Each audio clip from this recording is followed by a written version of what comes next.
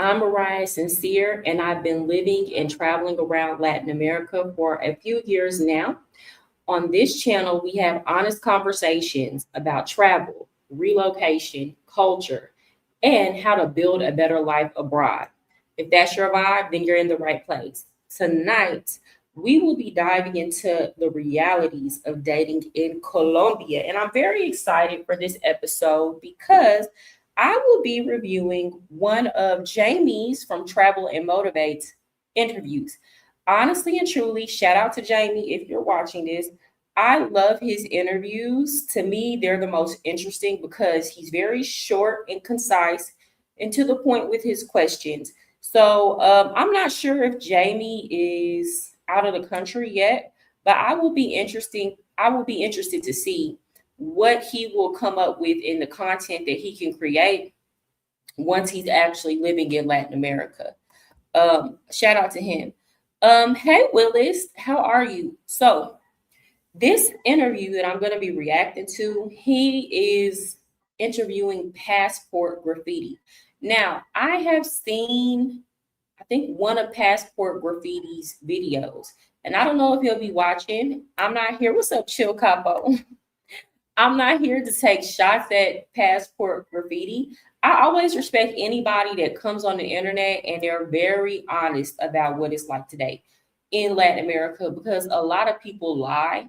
And I think that he goes out of his way to be truthful and respectful. Now, what I will say is the video that I saw him do, the first video I saw of his, he was talking about dating in Latin America on his channel.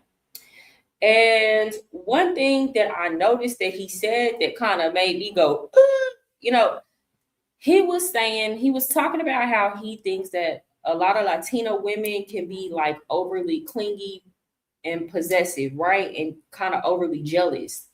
But then I remember within that same video, he was saying that he like had to convince his Latina girlfriend, who I guess he's no longer with her right now. That's not a shot. I mean, most relationships don't work, but he had to convince her to have, a menage a trois, bring another girl in. And when I'm hearing this as a woman, I'm like, well, I would feel insecure too. Can y'all hear me well? Put a one in the chat if y'all can hear me well. If the audio is good. I would be insecure too, especially if I think they're just naturally a little bit more insecure down here, but like especially if you're pressuring me into doing something like that, because y'all have to understand that women, when y'all ask us to do those things in y'all's mind, y'all are just fulfilling like a fantasy, but we see it as we're not good enough. So even if a woman agree, a lot of times women will agree to do stuff like that so that they can keep their man. And I always tell women not to do that because that don't keep them anyway. A lot of women will agree to do stuff like that because they think it'll stop you from cheating, and it absolutely doesn't. They do it to try to gain some type of control on other women that you choose to sleep with. It's all an illusion, right? Most of the men who are engaging in those type of activities, they're still cheating anyway.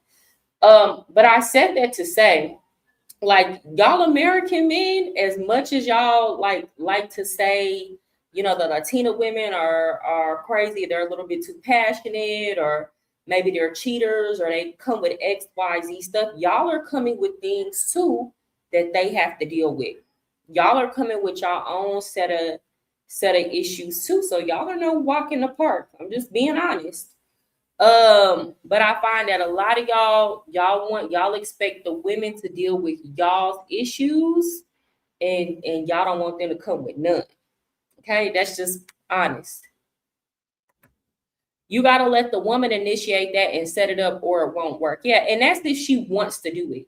And when you say that, Chill Capo, the woman has to already be into that type of stuff. So if you know that you like that kind of, activity, you like bringing other women into the bedroom, it's best you go find a bisexual one.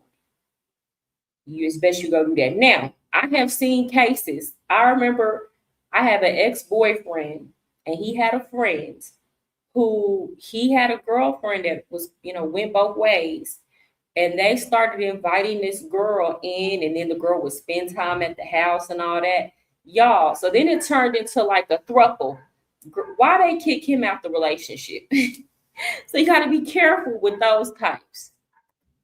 Rookie mistake, telling your girl you want the threesome. She got to request it or it's a failed mission. Yeah. If the girl doesn't want that, then you shouldn't put it on her. Right. And then if you get her to agree to that, it's just, even if she does it, that insecurity is just gonna build and build and build. She might not say nothing, but it is. And that's why I tell women too, don't do stuff. If a man is overly freaky or he too freaked out for you, just say no. Like, you don't do stuff that you don't really want to do, or do it just to keep the man, because the relationship could end and you did a whole lot of things you didn't want to do. That's just my opinion. A lot of the men are not gonna like what I said, but it's just the reality of the matter. Okay, so let me pull up the video. I want to get right into this interview. Again, shout out to Jamie from Travel and Motivate. Guys, if you are looking to save, you're saving up, stop plug here, okay? But if you are saving up to move abroad, then why don't you consider day trade? Now, this is something I recently got into with a very good company. I'm very impressed. So before I moved abroad, I was putting my money in a savings account, and I didn't know anything about day trading. And even if I did know anything about day trading, I wouldn't have been able to do it because I was working a job. So I don't have time to watch and keep up with the markets. But I recently started partnering with this company. I opened my own account. They have master traders and they have AI that replicates their trades. So their trades are replicated in my account, y'all. And honestly and truly, I wish that I would have had this like 2 years ago when I was preparing to move, because instead of my money just sitting in my bank account while I was saving it, it could have been growing every single day. Right. And so, for example, like I started out today with like $2,000 in that account. And today I profited like $77, right? And I just put a small amount in that account because I didn't want to, I was scared. I'm like, oh, y'all, I don't want y'all losing all my money, right? But like, if you think about it, like the game, and I've had days where I've made like over $100. So I'm just saying that's a really good way to make your money, make money for you, but you don't have to do anything. So if you are interested in AI day trading, then click the link below in my account if that's something that you want to do. Okay, give me 1 second.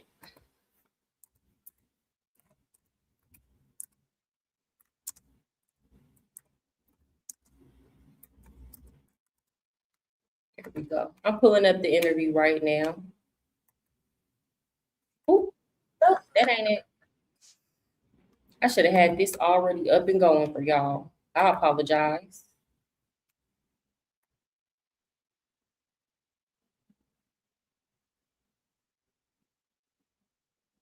Okay, so this video that I'm going to click is called Content Creators Lied to You About Women in Medellin.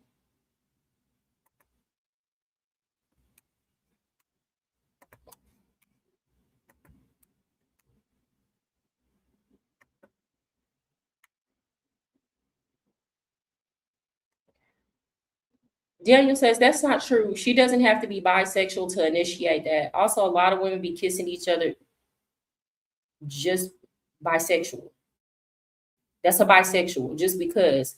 So we need to define what bisexual means. She at the very least interested in women if she's like romantically bisexual. You're talking about bisexual women. I don't just be kissing no woman just because.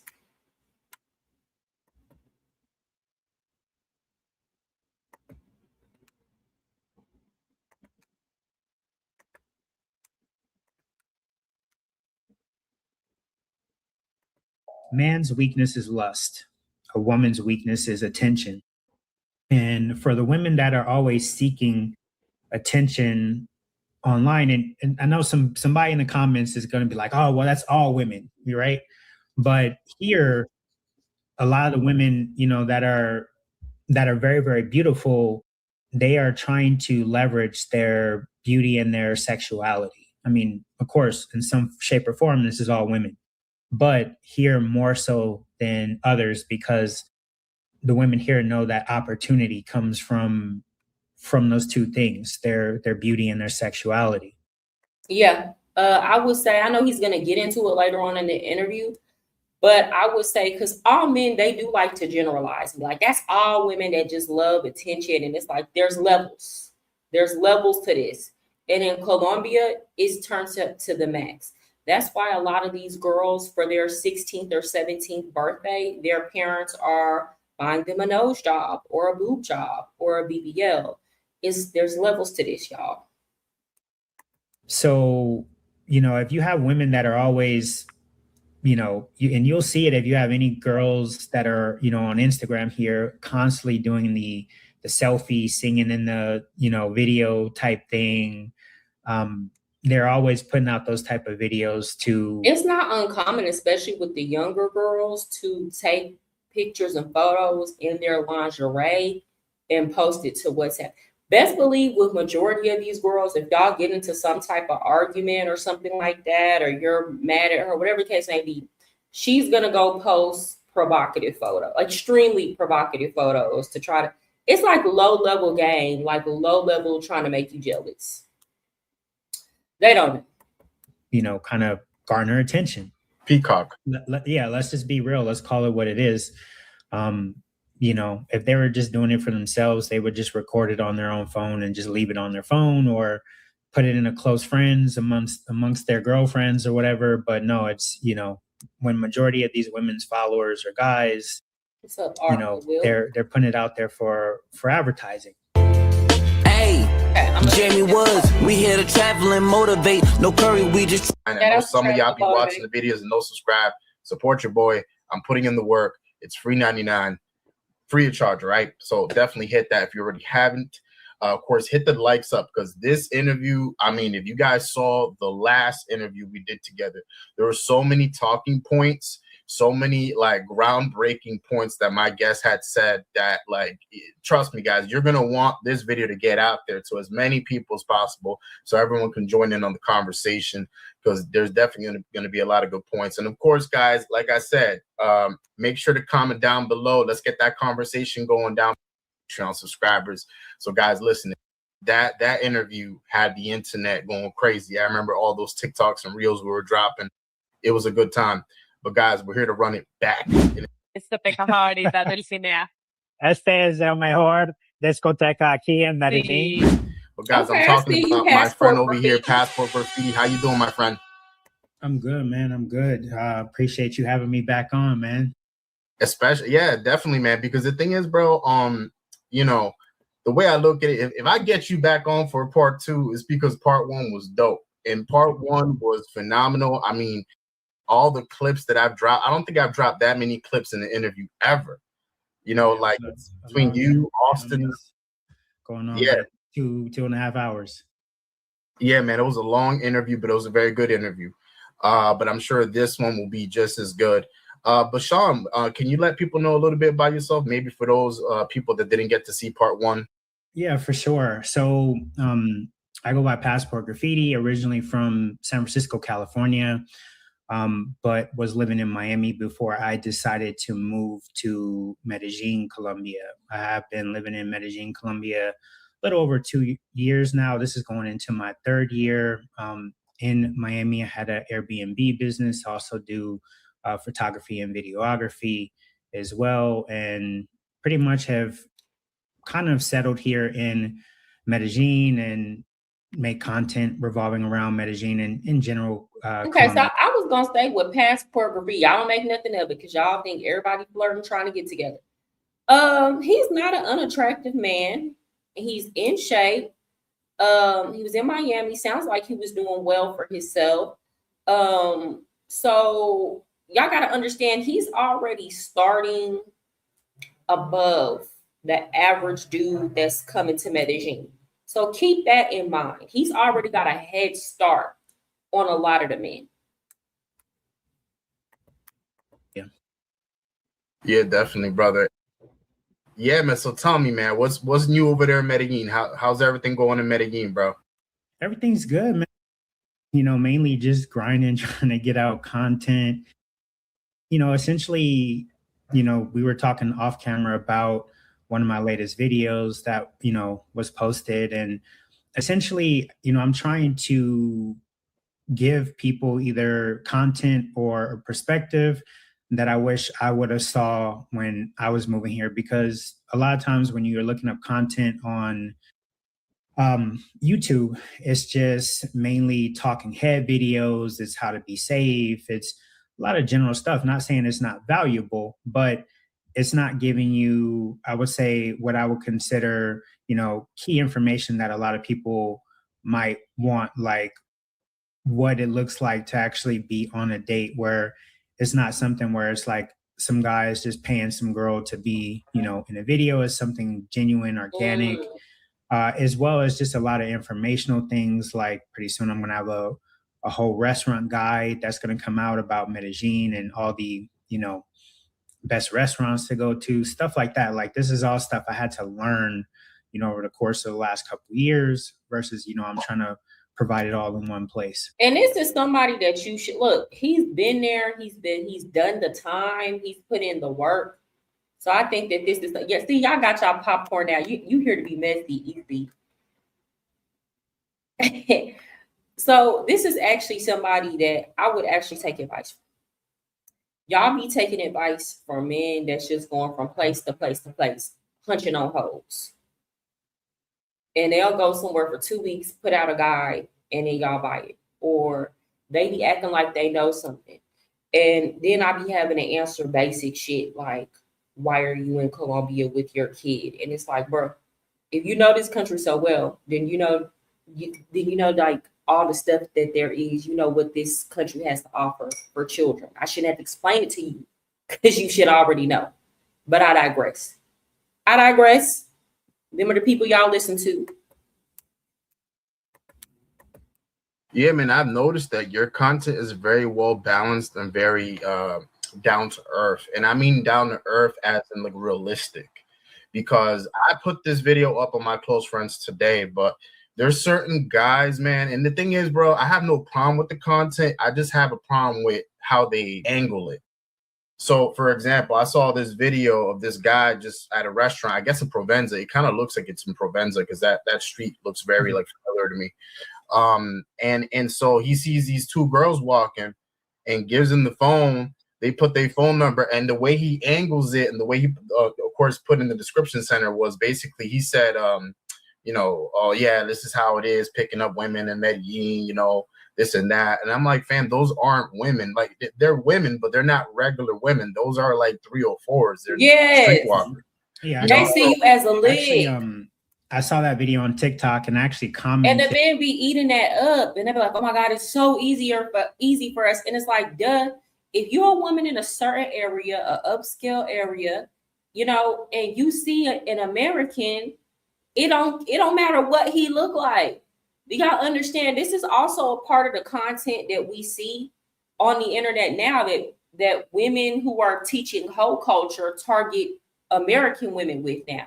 We're starting, because the economy is so bad, we're starting to develop that same 304 culture in the United States. Whereas in Latin America or poorer countries, they've already perfected the shit. Okay. So basically what it is you have a whole bunch of women who are being taught it don't matter what he look like. Okay. Ugly, fat, bald, whatever. As long as you can run them pockets. And the uglier the better. And I'm not saying all the American men that are hollering at these women are ugly. What I'm saying is, if they wasn't giving their number, they was gonna give it to somebody else. As long as they fit certain criteria of looking like they got money. So it's not a flex. It's really not. On it. And the spot where he is literally like, if you're not on Provenza, you're on the next street kind of over. And it's literally like right before you make the left to go down towards Jettis. And there's like the Envy Hotel there. I don't know if you've been to Envy, the rooftop there, but literally it's like right there. And obviously everyone knows in that area. And this is familiar as well with like the clock tower. If you can walk up to any girl and just hand them their phone, hand your phone to them and they're going to put their number in, that's not a normal That's not a normal girl. No, it's not. And that's why it's a difference between the 304s and a normal girl. Thank you for the super chat, James Letterman. I'm going to grab a beer and watch MariahSincere. 2026, indeed, her year. It's MariahSincere. America's end is near. Leave like MariahSincere. Thank you. Well, I hope America's end isn't near, because let me tell y'all something. I don't care. It's a lot of expats that get on this here YouTube and they talk down on the United States. Y'all don't see me doing that. You know why? Because at the end of the day, we need the United States to win. Why? Because we're making our money in USD. So if America fall, the whole thing fall. It's over for all of us. So no. I need America to win. Okay. Every day I need America to win. But I understand the lifestyle in the United States is not for everybody. So we move abroad. They're not that easy. I can tell you that just from experience. Stop paying for tools you could build yourself. I built a full booking app with full AI I gotta capabilities. understand too, and I've heard this from Colombian women, especially the girls that are from, like, I've had a lot of girls from the coffee region put me up on, well, I didn't put me up on this type of game, but they told me, like, hey, when I like a man or I'm trying to get to know a man, but I'm trying to see if he's serious, I'm very cold toward him. And I have my tricks, I have my games that I play until I see if he's really about me. So what that might look like with the Colombian woman is she might be cold towards you. She might not text back fast, or she might not always text back. And you might be wondering, does she like me? Does she not like me? And then when she decides she likes you, then it's like clingy. Y'all are together all the time, right? But you're going to be confused at first. But they intentionally play these games. Their mothers put them up on these games. Y'all have to understand the reason why the normal girls behave like that is because Colombian men have a lot of lit. Game is just off the charts, right? They have a lot of lit. They're coming with the accent. They're coming with the swag. And it's a hypersexual culture. So normal girls try to fill these men out because they already know, what time it is. So no, she's not a normal Colombian girl is not going to be as open to you as a girl that's a 304. Also, y'all have to understand, they're already up on game about a lot of foreigners. There have been so many foreigners that have come to Colombia, got a girl pregnant, and dipped. There have been so many foreigners that have come to Colombia, and he might just be, y'all got to think about the average, like, white boy that's like in a gap year. And he might be traveling, and he only plans to stay in Colombia for like 3 months and never return. Well, a lot of these type of men have told these girls, just so they can get the cootie cat or get them emotionally open, that they're going to move there, which is really messed up. Actually, I remember I was watching one of Austin Holloman's video, and there was a white boy. It wasn't Casey. It was another white guy. I can't remember his name, but I remember he had like brown hair. And he was saying, and he was giving advice to men about how to talk to local women. And he was like, yeah, I know it sounds messed up, but, just tell the girl that you're going to move there. And I was like, oh my gosh, that's terrible. Like, that's such a terrible thing to do. So y'all have to understand, a lot of the women, after years of experiencing that type of game and manipulation, they're up on game. And a lot of the regular girls are a lot more suspicious of foreign men. So these are things you have to be mindful of. You have to gain trust. Ninjas got to get out of these red light districts, or even where most Americans congregate, to have real interaction. That's true. But a lot of them, to be honest, it's going to be difficult for them because, A, they don't have confidence in themselves. So they didn't have confidence in themselves in the United States. And now they're coming to a country where they don't even speak the language. So a lot of them, they're going to pump fake on the internet, but they just don't have the confidence to interact with regular girls without leading with their money. It just is what it is. Yeah, it's like anybody that's been to Colombia is gonna be able to tell, all right, bro, you're full of shit, because it's like, bro, we could see that. And then you have she had a Fenty bag or whatever it was. Oh yeah, like a name brand thing, and I'm like, oh no, she got the name brand stuff. Oh no, this is all adding up right now, man. And that's what I'm saying. There's a lot of That's one thing about a lot of the women here, I guess the guys too, is a lot of the locals are usually, they're just rocking stuff from El Centro, Yeah, it might so be they fake. may have a Fendi shirt or Givenchy or something like that, but of course it ain't real. It's fake. You'll see a lot of them with like Louis Vuitton shoes. A lot of that stuff is just from, But it be looking El Centro. real. And, they just basically rock the counterfeit stuff. Mm. Yeah, I guess that's I guess in Latin America, because of course, like when you go like to other parts of the world, like if a chick got like a bag, like I'm talking about a designer bag, a real bag, something's up, especially if they don't have a good job, like they be living in low income neighborhoods. You're like, all right, bro, where you got that bag from? Like, but I don't know, all of it was just fake. And that's why I'm happy guys like you exist in Medellin that give people the real, because there's so much lies and things that are spread about Medellin. I think out of all the cities I know of, Medellin got the most lies. Like, there's a lot of influencers that are spreading lies. I think the thing is I saw you did an interview with a girl who works with like a company. It's called like Valentina, like that. I've seen some of her content, and I think kind of along with what she was saying is kind of just trying to de-romanticize or de-influence Medellin, because there's so many people, that is putting out content regarding Medellin. And because of that, it's helped market the, not only the city, but it's helped market the country of Colombia, where now, tourism is better than it's ever been with it. Y'all want to know, I'm going to tell you, if you want to know whether or not, you want to know how to tell the difference between an influencer or a YouTuber that you can trust. Okay, if that person is constantly talking shit about the United States, but always have something positive to say about whatever country they're in, they're not telling you the truth. Because honestly, if you've been in a place for a long enough time, eventually the cracks in the system and the flaws are going to reveal itself. You might come seeing something through rose-colored glasses, sure, but over time, you're going to see the flaws, right? And then also, you're going to begin to realize the ways in which the American system is very efficient. There were certain things that I didn't understand about the United States and why we do international relations the way that we do it. And I was like, oh, it's messed up. It's effed up, until I started traveling in these countries, and then it started making sense. And now I'm far less critical. Doesn't mean I'm not still critical of certain things, but things start to make sense. Even the way that our internal system is structured, you understand that you become far more forgiving.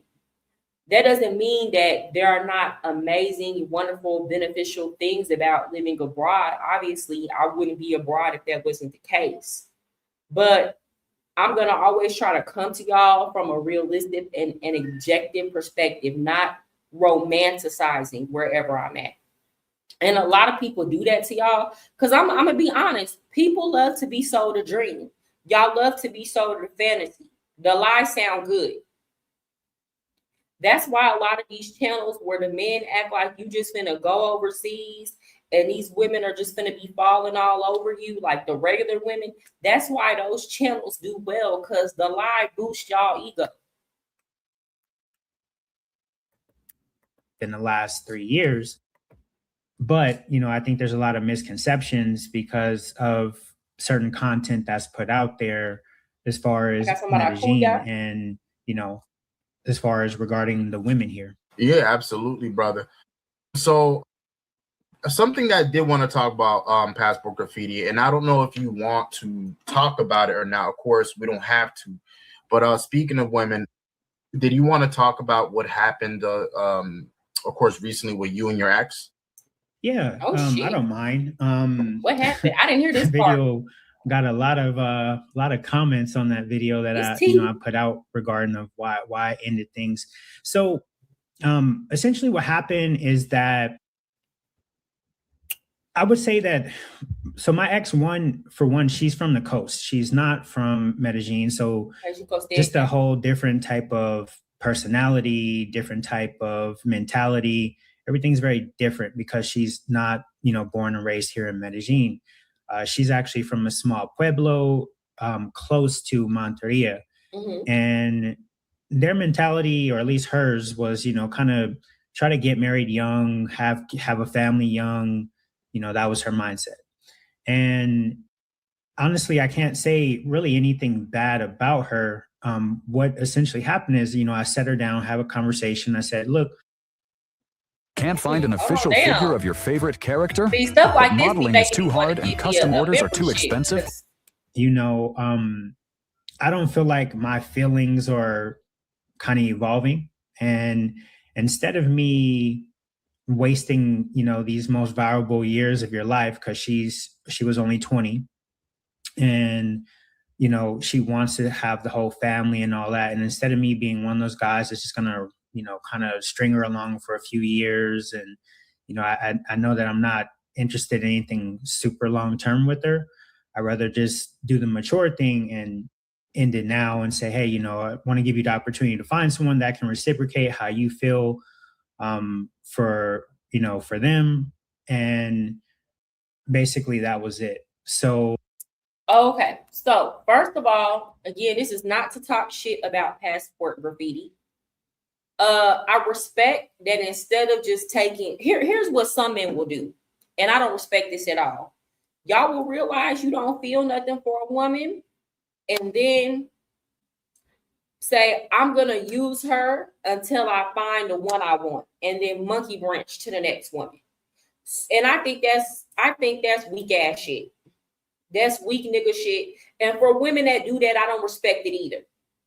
I only respect people who can be honest with people, and you don't mind sleeping alone at night, or you don't mind going without somebody to lay up next to, in behind good intentions or honor.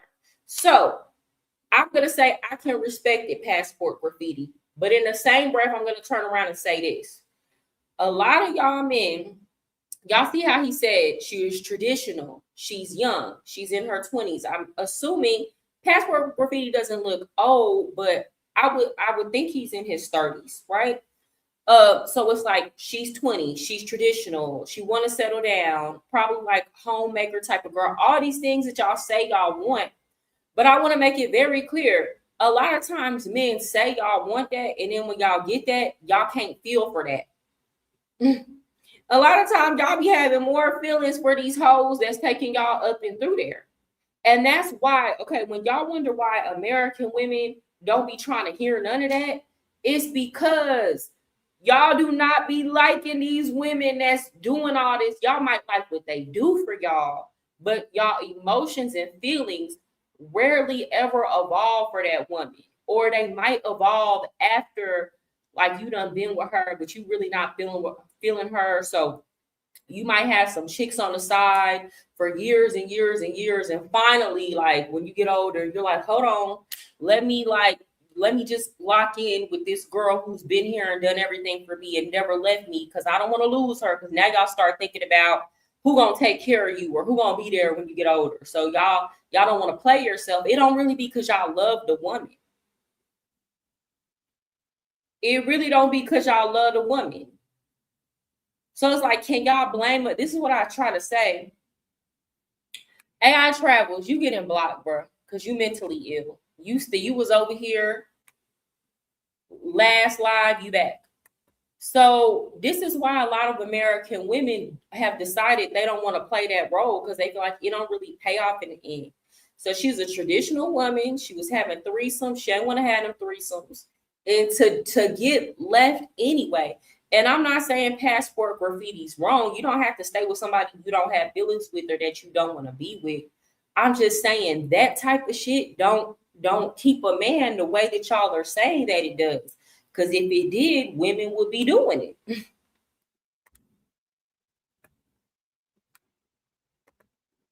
After living in Mexico for almost 5 years, I agree with everything you said about living abroad. Yep, you see what's up. What's up, Prez?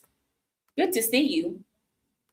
All right, y'all remember to smash that like button, subscribe if you're not already subscribed. Also, for those of y'all who are looking to relocate and you would like to develop a relocation strategy, the link to my website is in the description box. I have availability this week and next week, okay? I still have some availability tomorrow and next week.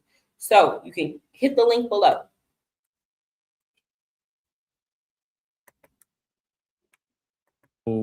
Essentially what I ended up finding out towards the end was that a friend of mine who is from the States, originally from Long Beach, cool brother, he hosts essentially a Thanksgiving dinner every year. He invites, expats over that he knows, and he invites Colombians over as well, so they can kind of have a opportunity to experience let's just say a U.S. custom or a U.S. kind of holiday, essentially. So it's a mixture of expats and Colombians as well. So I took my ex to this event and he met her. So to make a long story short, essentially what happened is that me and my ex, we met on Facebook dating. And normally I like to try to gatekeep that because there's not a lot of foreigners on it, but that's where we met. So he basically called me one day and was like, hey, I want to let you know that this guy that I know, he's essentially talking to your ex. Now, the thing that makes this more, I would say, brings more drama to the situation is that, and of course I'm summarizing the story here, is that she was still living with me at the time. Oh shit! I was trying to give her opportunity to basically save up some money and find a place to move to, because she doesn't have any family here. That was her mom was in Passport. You know what? Shout out to Passport Graffiti, because he didn't just put the girl out. He was giving her an opportunity to save up some money and find a place. This is what I need y'all to understand, though. This is not just this woman, but a lot of these people, it's not just women, it's women and men in Latin America. They do not know how to be alone. A lot of them don't, because they have a hypersexualized society. They do not know how to go without sex.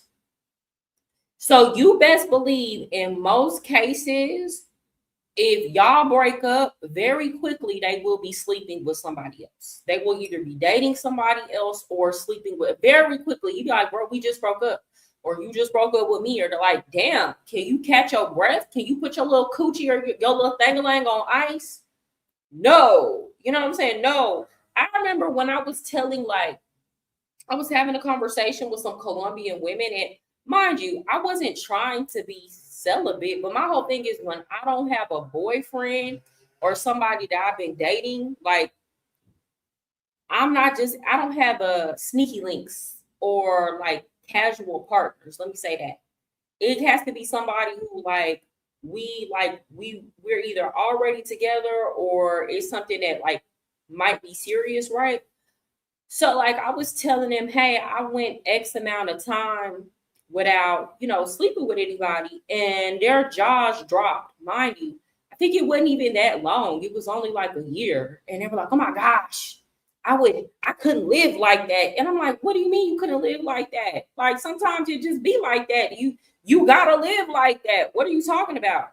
But no, a lot of them are really, they can't go without it. So what's up, Chicago? Hey, Ponte Uno, what's up? He's in Colombia, Nikia. Blessings to you too. Am I lying? Those of y'all who live in Colombia, am I lying? Bogota, her other family was in the coast, and where her pueblo, where she's from. And essentially what she was doing was, while she was living with me, she was just sending all her money back home. She would save a little bit of money and use it for what she needed, but essentially all her money she was just sending back to her family, which is understandable. But her being young, she didn't think about, maybe I need to save some money, put money aside for a rainy day or something like that. So I'm not lying. When this situation came where she had to move, she didn't have any money. So what ended up happening is, I guess she met a guy through Facebook dating, and essentially was talking to the guy. My friend ended up knowing the guy, and how everything came full circle, how I ended up finding out is that the guy was trying to find, he basically was trying to help her out with giving her a job. If you know Sweet George's Cafe here in Oh shit, it's I sure do Medellin, that food essentially there he good. worked out a deal with the owner where if he would pass out, or promote the restaurant, he would get a discount on his rent where he stayed. So he essentially was trying to give her kind of like a promotional job where she would pass out flyers or something like that, and he would pay her. But his original interest in her was to actually date her. And she was telling him like, hey, I'm living with a female friend. I'm in this like weird situation. Lying. I guess Oh he my invited her out to gosh, dinner. they be lying so much. Girl, why not just keep it a bug? I'm living with a female friend. No, you was living with your ex-man. They be lying so hard. And that's why it be so. I'm one of them people, when I'm in a relationship, I'm going to tell you the truth about everything, where I'm at, who I'm hanging with, whatever. If we're dating and I'm getting to know you, I'm not lying about shit. If I don't want to tell you, I'll be like, that's not your business. But I'm definitely not going to sit there and tell a bold face like, y'all, like I love Colombian people, but they will lie about the dumbest stuff. And then you be like, why did you lie about that? Like, it's been situations where, like, I've been out with a homegirl. And I'm like, I do social media. So you out with me. So you're in my video. Here they come hit me up. Hey, girl, can you take that down? Because I told my significant other that I was going to be at XYZ place. And it's like, why did you lie? Why did you lie to begin with? You're with me. It's not like you left and went with another man or you're on a date or you do like, what was the point in the lie? They be lying for no damn reason. She was like, I would love to go, but, I'm in this weird situation. Now, as I said before, I have nothing bad to say, about my ex. I understand a hit dog will holler, and she was kind of in a backed up situation. So she's kind of, at this point, I don't want to say necessarily fighting for survival, but she's trying to, figure something out to get out of this situation, I guess.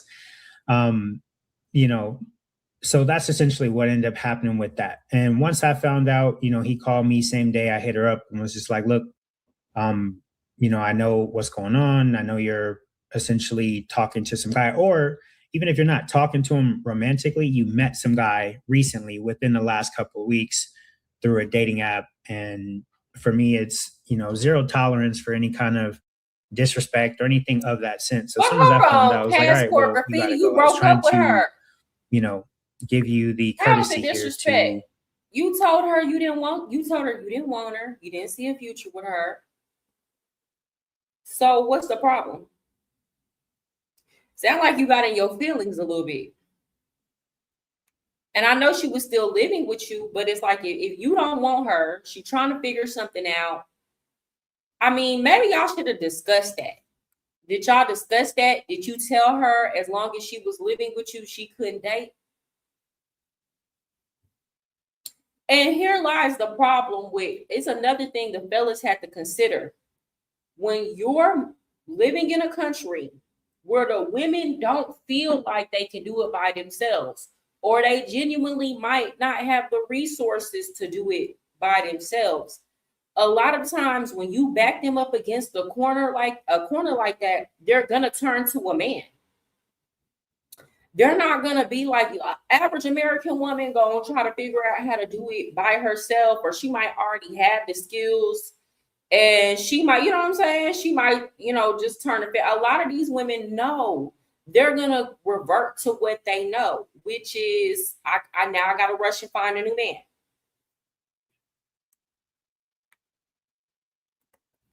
I think he is the guy that offers fidelity checks.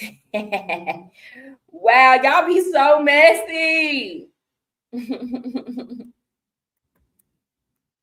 Damn. Essentially give you some leeway to save up money or, figure out a situation versus just being like, all right, hey, I'm not feeling you anymore. Level 500 VIP, this is your credit he exclusive tried. presidential suite.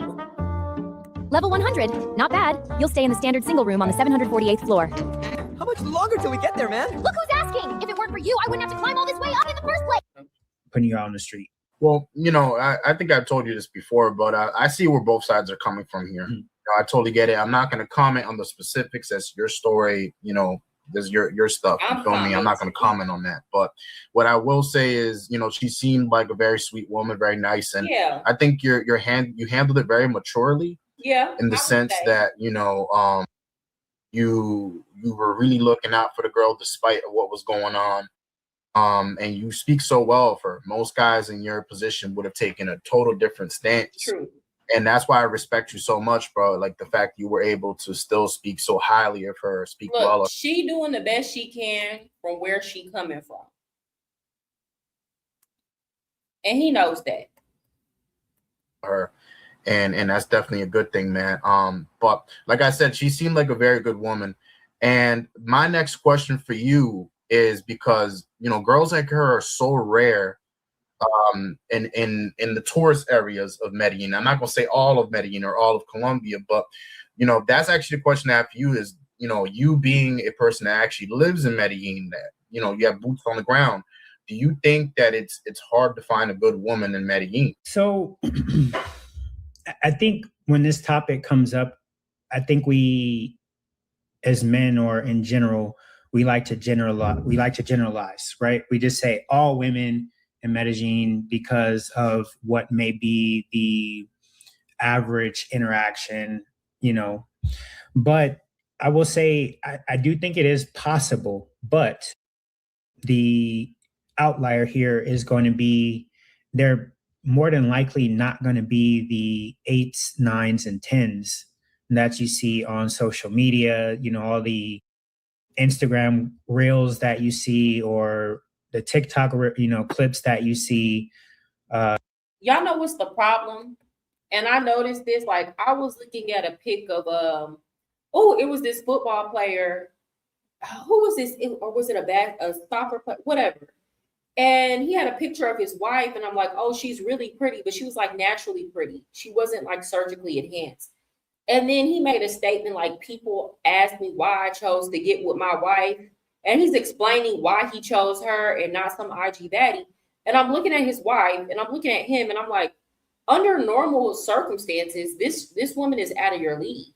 Why would anybody ask you why would anybody ask you why? It's quite obvious why you chose to at least talk to her or ask her out on a date. Like, it's definitely not looks compatible. Like, she way prettier than you. But then what I realize is surgery has shifted like the Overton window of attractiveness. So what am I trying to say? What would be considered an 8, 9, and 10 today in 2026 oftentimes is surgically enhanced. It's not natural beauty, right? So a lot of these women that y'all are calling 8s, 9s, and 10s, the ones that they're showing on social media, these are surgically enhanced women. And it's to the point where now if what would have been an 8, 9, or 10, 15, or 20 years ago, y'all are saying is a 6 or a 7 or even a 5, right? Because people have very unrealistic standards for what beauty is now. So here's the thing. In Colombia, there's a lot of beautiful natural women, and majority of the men, the girls that are the majority of the local men are dating those women. They're not dating these girls that are hyper surgically enhanced.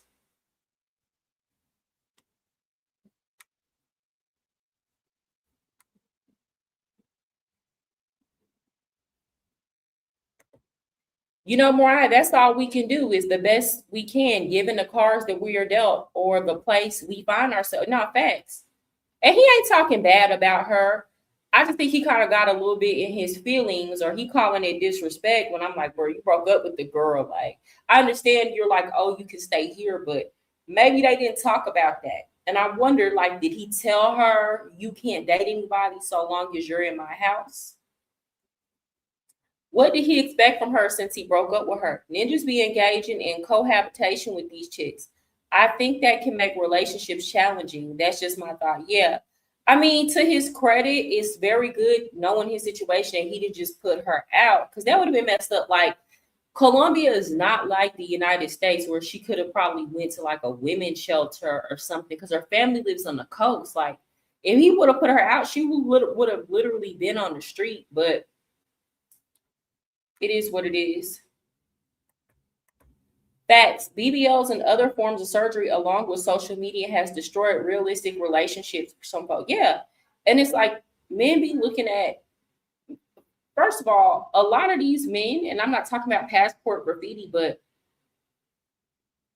they won't even be as attractive. For example, I have a lot of men here on the internet talk shit about my looks. And I'm like, you could not naturally, and I'm not surgically enhanced at all. I've had no surgeries, right? Not that I wouldn't. It's not that I wouldn't. I told you I'm having surgery in December, right? But I'm one of those people who I feel like you shouldn't start getting surgery too young, because your body is you're gonna get your grown woman body and your features change as you get older. So by the time you get in your 30s and you had all this surgery, you're gonna look fucked up. It's best to wait till you get as old as possible and then only make tweaks if necessary. Don't do too much. So for example, I already have a big butt. I would not go get a BBL and fill my shit all the way up to capacity, because now it's gonna look funny, it's gonna look fake, because I already got it. The only thing somebody like me would need to do is like fill in hip dips. But if I go get a BBL with my size right now, it's gonna look like I went in for a second or a third round of BBL. It's gonna look funny, it's gonna look ghetto, it's gonna look trashy, you know. But a lot of times when you're young, you're not thinking like that, right? Or girls start getting filler and stuff like that in their face. So by the time they get 30, they look like they're in their 40s, and they have too much filler. It distorts their face. And so, yeah, but here's the thing. A lot of dudes will look like girls that they're not even as attractive as will act like that's not good enough for me.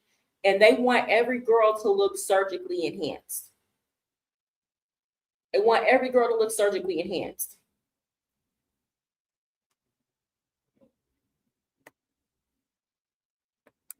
And in Colombia, I've seen some very believable and proportional BBLs. Them doctors are wizards.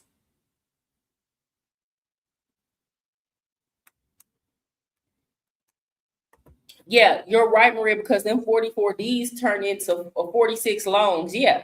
Yeah, and it's certain things as you get older, you might want to touch up, or you might want to like live. Like I haven't gotten a boob job yet because I don't need one.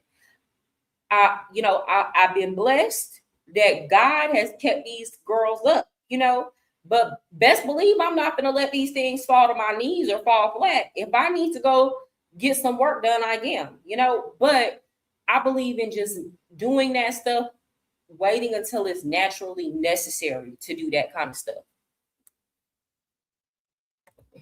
It's sad too. It's for immediate attention and gratification. So many are broken afterwards. I've seen videos in my feeds of ladies breaking down crying because of regret. You know why?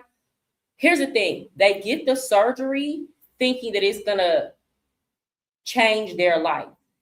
They get the surgery thinking that it's going to make men be faithful to them. They get the surgery thinking that it's going to make a man act right or a man stay. Because guess what? They see all of these photos of these Instagram models and the men lusting after them, and they're getting the attention and they're getting the brand deals. So it's like they're already going into it with the wrong mindset. Well, majority of these girls that have all those surgical enhancements, they're not in healthy relationships. Here's the thing. Most people are having issues finding a healthy relationship these days. But like those girls have a much harder time finding good partners because men are either intimidated by them or when they get into relationships, a lot of the men is trying to mentally break them down and humble them, you know? So, yeah, a lot of those girls, majority of them girls that have all them surgical enhancements will never get married. That's just the reality. I hear men, y'all remember when Stephen A. Smith was like, don't date an 8, a 9, or a 10, get you a 7. Men are giving other men this type of advice. Get you a 7. You know what I'm saying? So a lot of men are telling other men not to date women that are that attractive. So again, women have very unrealistic expectations surrounding surgery. And then what happens is when they don't get the outcomes that they desire, they become even more and more insecure. And they don't understand this shit never had nothing to do with you, baby girl. Whether a man was or was not going to treat you right didn't have anything to do with you, with your surgery. And it had everything to do with that man, what he wanted for his life and his character. That don't have nothing to do with you. And that's why I believe surgery should just be, again, it should be like used as a confidence booster, right? Because when you look good in your clothes and things like that, you move about the world differently. But if you're expecting a change in outcomes in terms of relationships, it's not happening, baby girl. It's not happening at all. And all you have to do is ask, you know, I wish these women would have conversations with girls who have been attractive all their lives. Girls who have been attractive all their lives will tell you that shit don't mean nothing.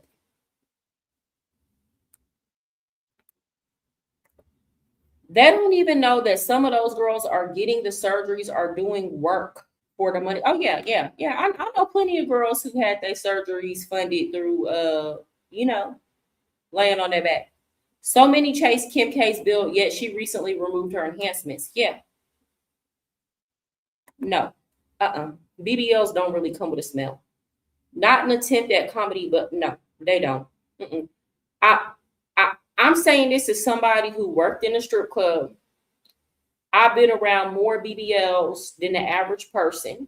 That I never smelled a girl. I never smelled that BBL smell. Them girls would smell good. That was their job, to smell good. Now, I done smelled some funky coochie because you might have had a couple ratchet girls come in and out, you know, dancers, you know, that need to take care of their hygiene. Now, that wasn't the majority, but I didn't smell, it wasn't no BBL smell. And even in Colombia, I would work out in the gym. A lot of those girls in the gym, especially if you go to Smart Fit, they're surgically enhanced and they smell good. I believe that's a myth. That's either a myth or it's just women that have poor hygiene, and or maybe they grew up with a small butt and now they have a big butt, so they don't understand, girl, you gotta bathe more. With a big butt comes maintenance, girl. So you can't just take that little one bath a day. You need to be taking you 2 to 3, 2 minimum a day, 3 baths. You need to be using wet wipes. And you can't just let your booty marinate like that, girl. So I think that's just poor hygiene. Those type of girls, because a lot of those girls are monetized. And you just have to think, right? If a man's weakness is lust, a woman's weakness is attention. And for the women that are always seeking attention online, and I know somebody in the comments is going to be like, oh, well, that's all women, right? But here, a lot of the women, you know, that are very, very beautiful, they are trying to leverage their beauty and their sexuality. I mean, of course, in some shape or form, this is all women, but here more so than others, because the women here know that opportunity comes from those two things, their beauty and their sexuality. So, you know, if you have women that are always, you know, and you'll see it if you have any girls that are, you know, on Instagram here constantly doing the selfie, singing in the, you know, video type thing.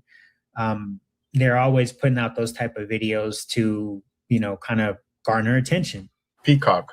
Yeah, let's just be real. Let's call it what it is. You know, if they were just doing it for themselves, they would just record it on their own phone and just leave it on their phone or put it in a close friends amongst their girlfriends or whatever. But no, it's, you know, when majority of these women's followers are guys, they're putting it out there for advertising. So yes, you can find a good girl here, but to be honest with you, it's going to be either in the pueblos. Like, for example, the other day I drove up to Copacabana. Now, not Copacabana in I know, Brazil, but there is a pueblo here called Copacabana, which is maybe about 40 minutes outside of. I can trade for you. Sorry. How? I find the crade. I show you what and why. You say yes or no. I do the rest. What do I need to start? $20 in your account. That's what I trade with. And my time.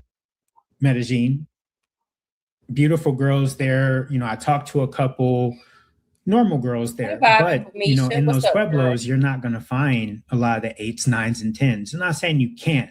It's impossible, but those are going to be, girls that are a little bit more normal, that haven't been exposed to a bunch of. But they be sweet, y'all. And that's why I said I low key don't want to tell y'all, because I know it's a whole bunch of men with bad intentions that watch me. It's some good ones, but a lot of y'all, a lot of them that be in the bushes, dry hating on me. Y'all don't be shit. Let's be for real. So I hate to give this game out, but I'm gonna give it out for the men who really want to find genuine relationships. Because the ones of y'all that don't want genuine relationships, y'all finna stay where the red light districts are anyway. But like, go to the coffee region. All of the girls that I have met from the coffee region are so sweet. No, they're not gonna let you hit it on the first night or the second or the third, but they are genuinely sweet, amazing girls. A lot of them are educated. Met a lot of educated girls from the coffee region, and they're very, very family oriented. So consider going there.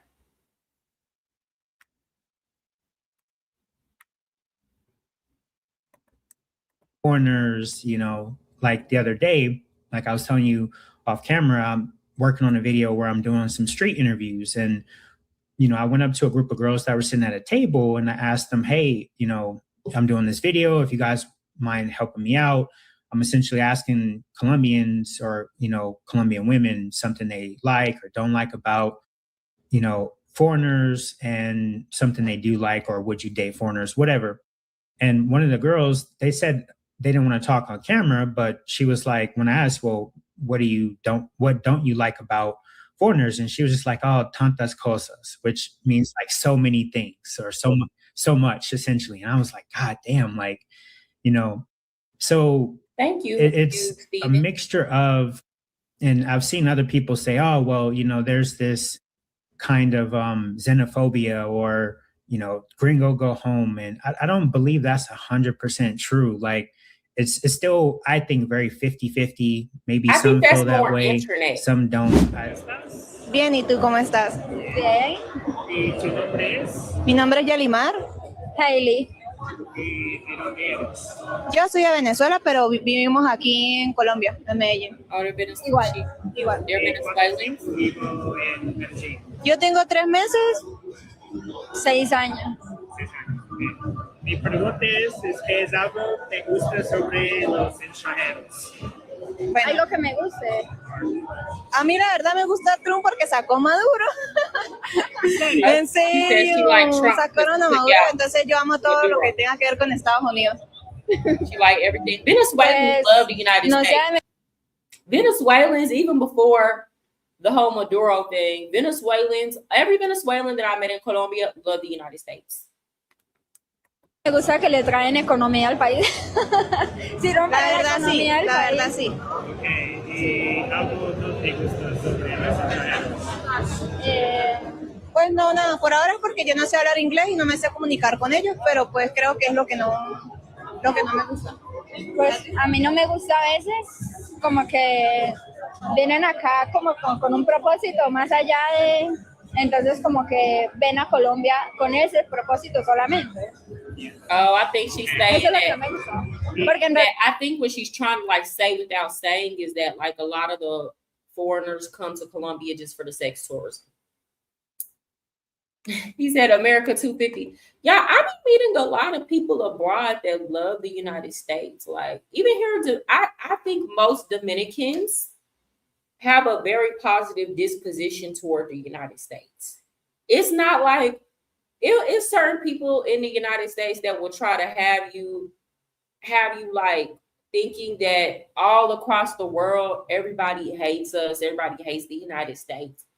But no, majority of people that you will meet in person, in Colombia, there's more of an anti-foreigner sentiment. But majority of the people that you meet, they be like in the United States, or they be wanting to live there or travel there or go there. Big Venezuelan population in DR, yeah. A Venezuelan be doing my lashes. I always love Venezuelans. To any of my ladies watching, if you travel to Latin America and you go get any beauty services done, nails, eyelashes, that is one instance where it's okay to practice a little bit of discrimination. Because the Venezuelans are going to do the best job. And they do our beauty services most close to how we do it in the United States. So, for example, if you like long nails like this, you want to go to a Dominican or a Venezuelan. Colombian girls don't wear it like this. It's very short. And then even then, they don't know how to do all the designs and stuff like we be having going on. Lashes, too. They be liking them little short baby lashes. So Venezuelans, they're very, they know a lot more about American culture and our styles and things like. A Venezuelan girl gonna always get you right. A Venezuelan girl be doing my lashes. I love it when a Venezuelan get on my hair, all that.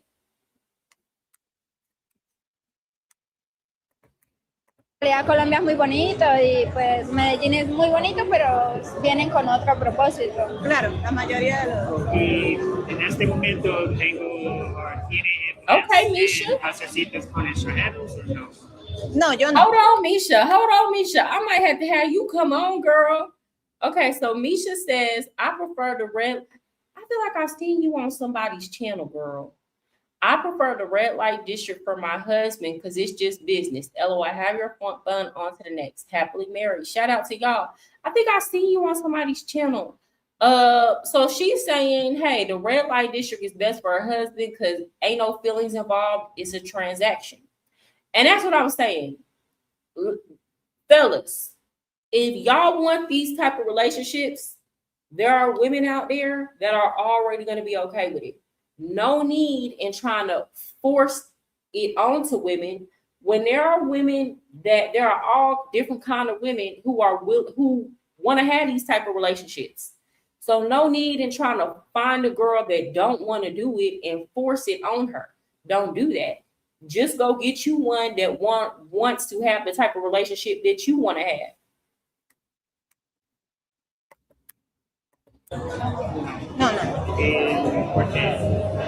Pues yo apenas estoy aquí, estoy conociendo un poquito Medellín, tengo poquito tiempo y pues no sé, no les sabría responder la verdad. ¿Citas con extranjeros? ¿Cómo fue la pregunta? En este momento tienes interés en hacer citas con extranjeros, si no, ¿por qué? Si es en plan de salir a parchar, todo chévere. Pues la verdad, no sé, porque es que mi trabajo me absorbe mucho, mi día a día me absorbe mucho y no tengo poco tiempo. ¿A qué te dedicas? Yo soy modelo. Igual. Says she a model. Both of them models. I went to... As a quantum physicist, I can tell you, they turned manifestation into woo on purpose, so you'd never...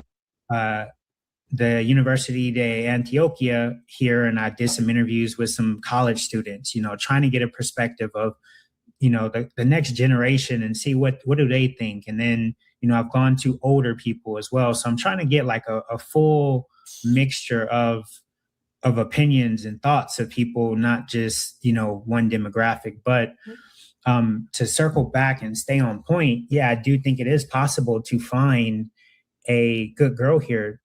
What I think the key is that for most guys, you're not going to want to get something that is already pre-assembled, pre-done up, already had the surgeries and all that.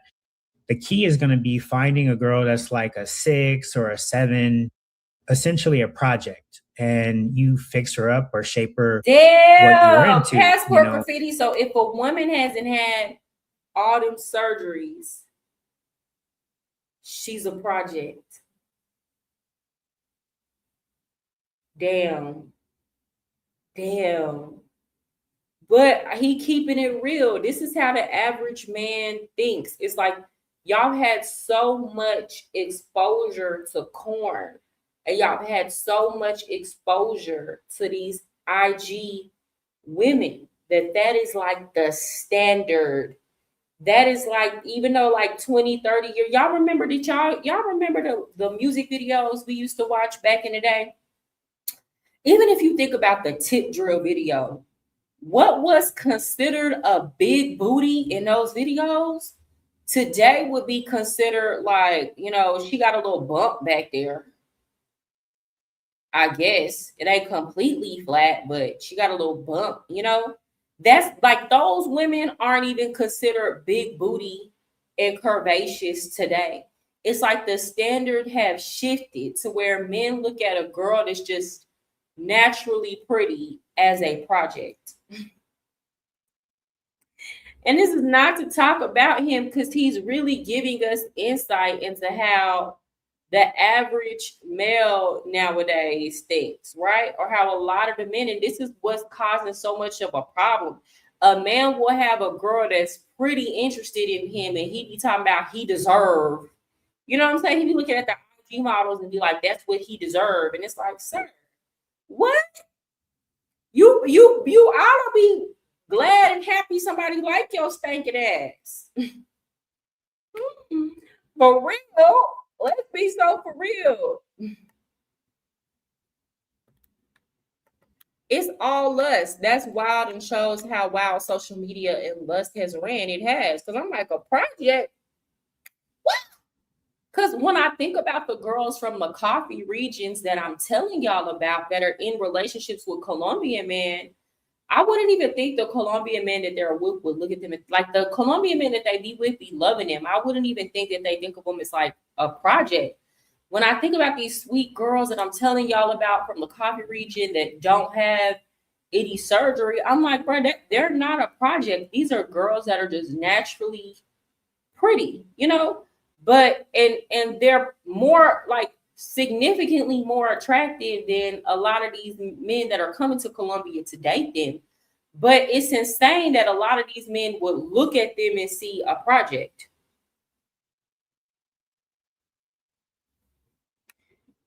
Times have definitely changed.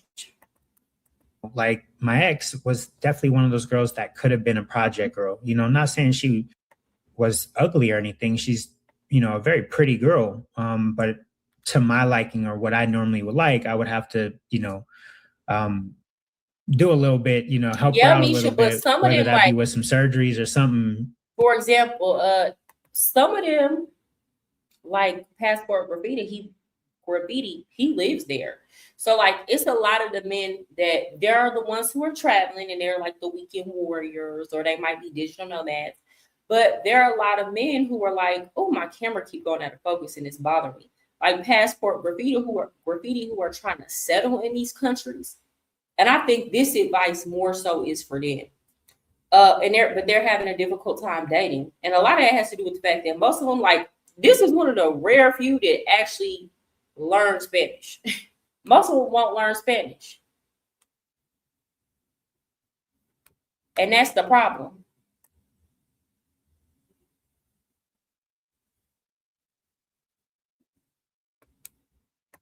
The video girls from the early 2000s will basically be dissed by that dude's statement, project. Wow. And yeah, I'm not talking bad about him. Like, he said he's speaking from his perspective. I appreciate his transparency and candor. Me too. But I'm just saying, like, this is not to talk bad about him. This is not an attack on him. This is like the average kind of like mindset. You know what I'm saying? Like, in terms of how men, the beauty standard, and how men are judging women today.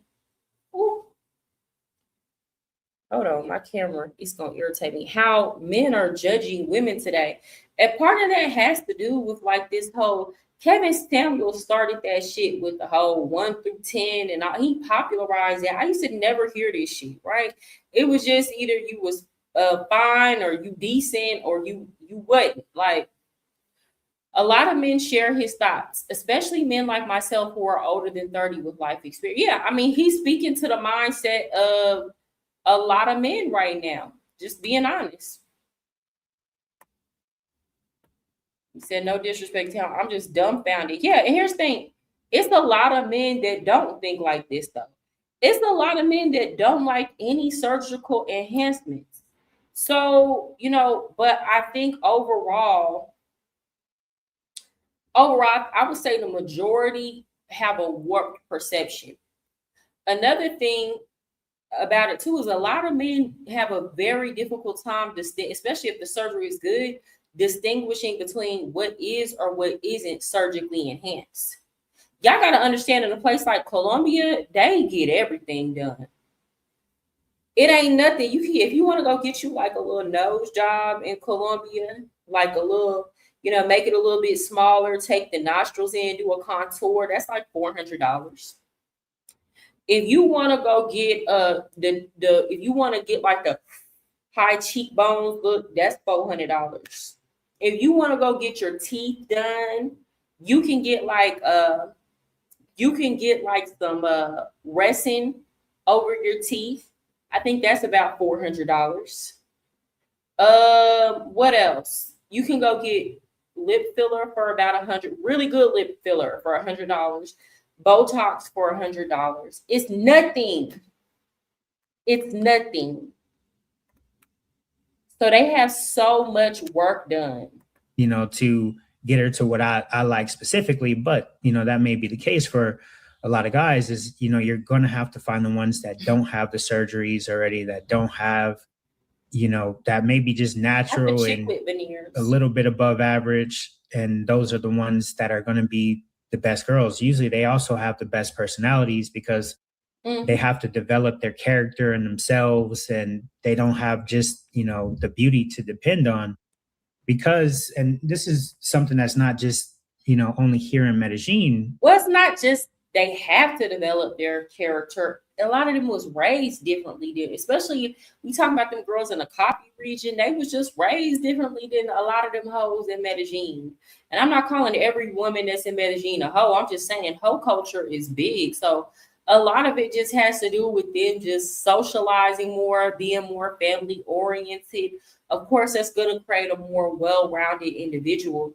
And I don't think they would look at themselves as like projects. You know what I'm saying? Like,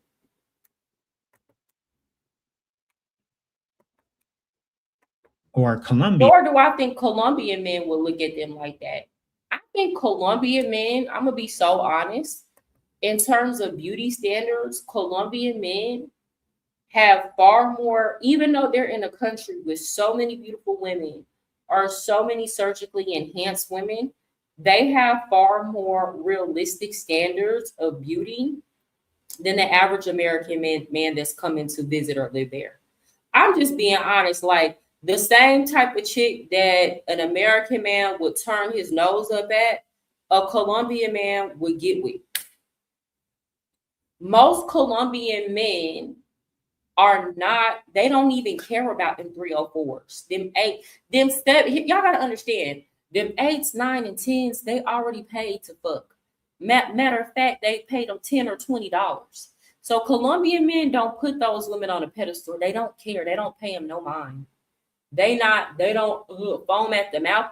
I swear to God, Colombian man is more likely to foam out the mouth over a naturally beautiful woman than what they call the Barbies.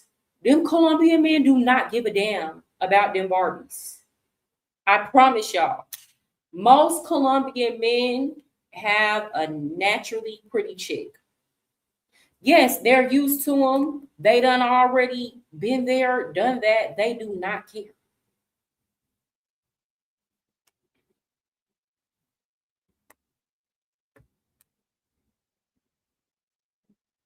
I ain't got no veneers. I don't have veneers. I want to get braces for my top teeth, but they keep trying to get me to get like a resin put over it, but I don't want to do that. I just want to get braces and be like, I want to fix my natural teeth. Mariah, I'm in Chile. I went from 280 to 175 pounds ever since I got lean. A lot of Latin Chilean are checking me out. Women love lean men. Yeah, women prefer lean men. In the Dominican Republic, you will see this is common. This is common in the hood too in the United States. You will see the thick chicks with the skinny men. I don't know why it's like that, but it's like that.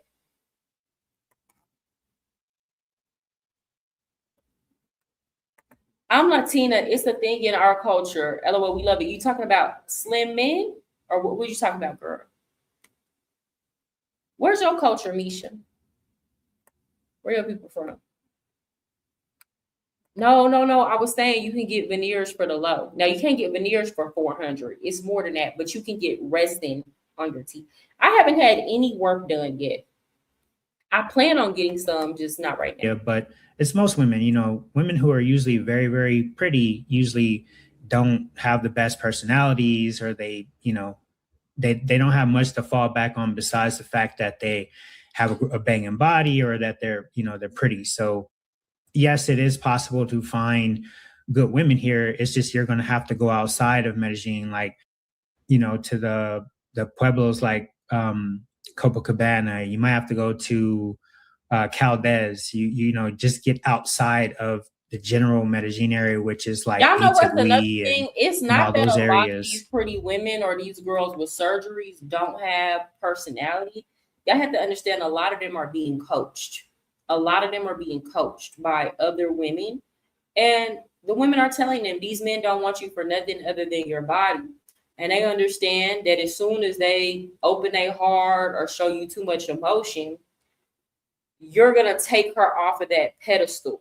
So a lot of times they just play games with y'all. It's not that they be having personality around people they want to have personality, but a lot of them understand, especially if you're a man that's very superficial and you put her on a pedestal for her looks to begin with, she understands that the only way that she will maintain that power dynamic is if she leaves a level of coldness and space between y'all. So that might come off as her not having a personality, when really she just understands that if she truly opens up and give you everything that you want, you're going to devalue her. And that's just the reality of the matter.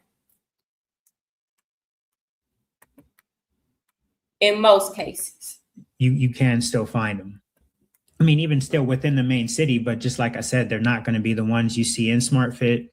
They're not going to be they're not going to be the ones. And the funny thing is I have a guy, friend who's a trainer, and he was like, I wouldn't even date a lot of the girls that are in the gyms here, you know. So because a lot of those, it tends to be their narco wives, you know. They're what's that?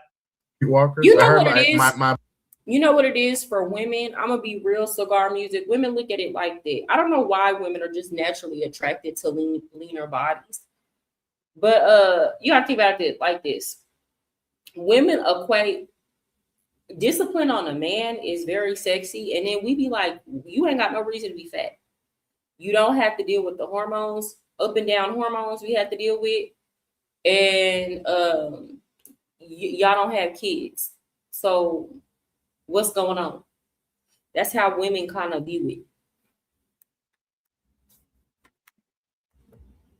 Oh, you Puerto Rican, girl. I love PR. Shout out to PR, girl. I love me some Puerto Rican. Puerto Ricans got the best food in Latin America. I don't hear nobody say. Boy, that he's been going back and forth to Medellin for like 20 plus years. Like he's been at those since like the 2000s. He was telling me that like he knows that a lot of the girls that are in these gyms, like the Smart Fits, the Body Techs, all that, especially during the day, like, you know, 9 a.m., 10 a.m., 12 hours a day, like a lot of them are like streetwalkers that just go for a workout. Hence why there's so many beautiful women all at once at a certain time frame. I don't know how true that is. All the hoes are in Smart Fit. Now, I'm not saying every woman that's in Smart Fit is a hoe. I'm saying all the hoes go to Smart Fit. They do not be investing money. You would think they would have the money too, but they don't go to the extremely high-end gym. Okay, I was going to a CrossFit gym in Medellin, and it cost almost like $100 a month versus Smart Fit. If you get the top membership, the Smart Fit Black, that's like $24 a month. And like, I think the mid tier is like $15 a month. Yeah, them girls, they be selling that cat, but they are not gonna spend money to go to an expensive like specialty gym. So I didn't see none of them up in. It might have been like one or two that was up in CrossFit. But Smart Fit, they be in there taking up all the damn machines. Yep, the pros go to Smart Fit. So yeah, I've approached a fairly good amount of women in the gym, and I haven't ran into that. Generally, I would say overall, my success rate just hasn't been very good when it comes to trying to talk to women in the gym, either because they have a boyfriend already. He said Dominican chicas uploaded a video saying that Dominican chicas like fat guys because it's a sign of wealth. Well, when I think about it, like even when I think about if you go to the hood, it don't be a lot of fat dudes in the hood in Dominican Republic. But it is just a lot of fat dudes on this island. It's a lot of fat Dominican men. They be eating good. It's because the food good. They be eating good. Okay, and then they be eating that mango. Y'all gotta think about it. Dominicans wake up for breakfast. They whole diet fat as fuck. Y'all gotta think about it. They wake up for breakfast. Oh my gosh. They wake up for breakfast. They fry salami. They have the fried onions. Then they put it on top of the mango. The mango ain't nothing but plátano. And then they put butter and vegetable oil in the mango. And then they eat it with some cheese. Bruh, it's like 2,000 calories for breakfast.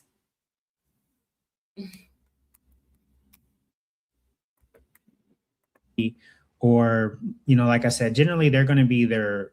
You probably find like three types of women in the gyms here, especially SmartFit. One is your narco wives. Those tend to be like your little bit older women, but banging bodies, you know, or they're some type of webcam model or, you know, something along that lines. Or they of course, there's just normal girls there as well. But usually the very, very good looking ones tend to be monetized in some shape or form. You know, they have hundreds of thousands of followers or just thousands of followers. You know, if you try to exchange Instagrams, you know, you're not talking to any of them and they just have like 1,000 followers, you know, so they're all essentially monetized in some shape or form. But I haven't had that experience personally. And I go to all different types of all the locations for SmartFit. Like the other day I was up in Bejo at Fabricado. My man went to Bejo. You know, so man, the talent there, it was. I heard Bejo got the baddest girls, but I heard it's like a dangerous side of the town. Yeah, even a Colombian man will tell you the prettiest girls live in the north. They live in Bejo. They live in Robledo, places like that. Yeah. Mm-hmm. I want to say it may be, but they the most scandalous. It used to be in the past, but you know, I've talked to a bunch of different people, and I've even met some foreigners that live in Bejo, and they're like, it really ain't that bad. I actually went with a friend the other day just to kind of walk around. I stayed close to Fabricado Mall. I just went to Parque Bejo, which is maybe like 6-7 blocks away from the mall. I mean, they're long blocks, but you know, it's a good walking distance. Not walk through, and it's really not that dangerous. Of course, there's pockets, you know, but immediately if you're around the mall, it's really not that dangerous. But a lot of the baddest girls live in Bejo because it's a lot cheaper than living, you know, more south, like in Envigado or here in Poblado, or in the surrounding areas like Laureles. You have to understand when you go somewhere, you're not just a representation of yourself, but you're a representation of everybody that's coming behind you. Didn't I say that? But people get mad when I say of an entire nation or country, you know.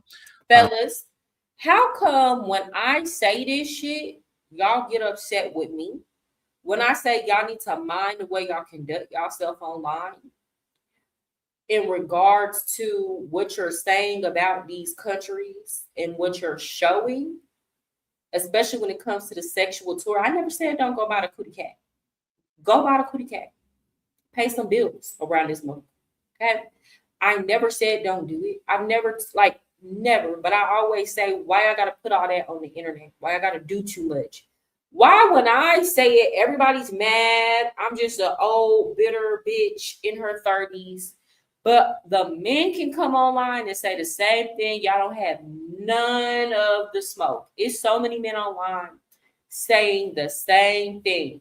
Or I could be on a panel and the men say there are other men who are saying the exact same thing and they're being more aggressive when they say it. Y'all will want to come for me. Come on the panel. Y'all want to come for me. Even when y'all got upset when I told y'all Medellin was, if they found a box of condoms on you, they denying you entry on suspicion to sex tourism.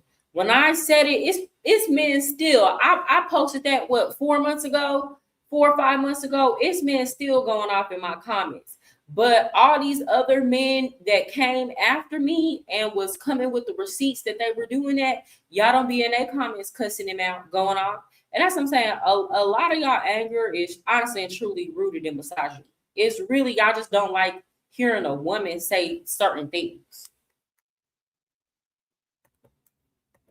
Because for a lot of people, they may not have experienced people from your specific country, and they think, all right, this is just how everyone is, especially when there's a few repeated, behaviors that's seen. I never want to be argumentative with these interviews when, maybe people. Hold on, it's another one. I think this was a good one to watch. I didn't watch it, but I think it's gonna be good.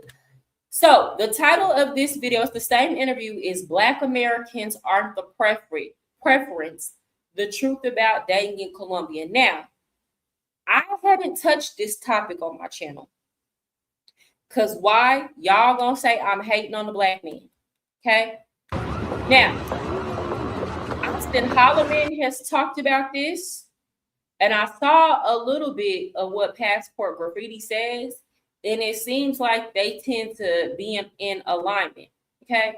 So again, I'm just going to react to him giving his opinion, and I'm going to co-sign or not co-sign whether or not I've witnessed this myself. But it's good a man is saying it, because if it's me saying certain things, y'all get mad at me in y'all feelings.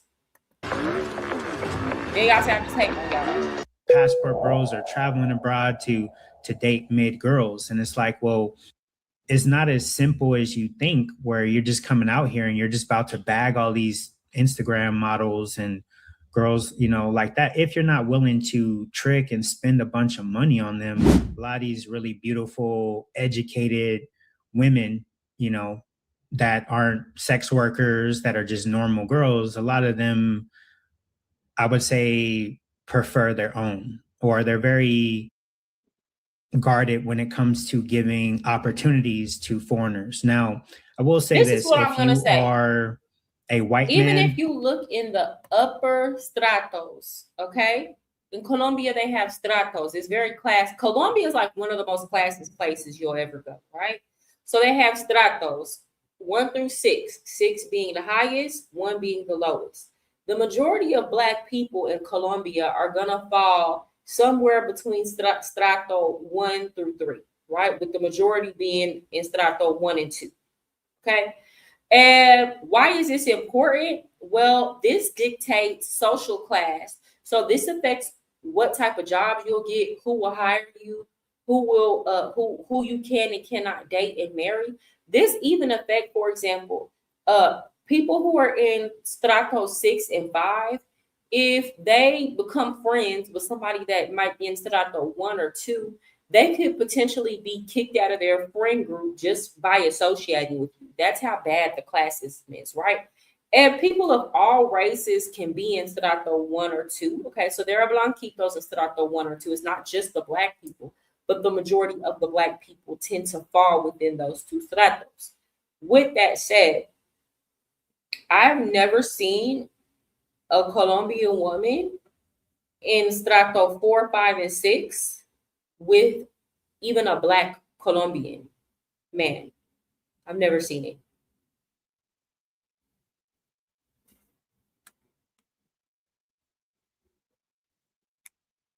Well, it's not really like, it's not the same in America, because in America, if a rich person befriends a poor person, they're not going to be outcast from their social group. especially if the poor person is of good character and they might give them an opportunity or give them economic opportunity. Like rich people in the United States, if they see that you could be a benefit to their company, they don't care that you're poor. They will give you an opportunity. It's not necessarily the same thing in Colombia. No, not by a long shot. And I think you would have to be there to witness it to understand just how. That's why people when they come to the United States, they're like so amazed by the upward mobility that you can have that is not even possible in their country. It's like real life caste systems.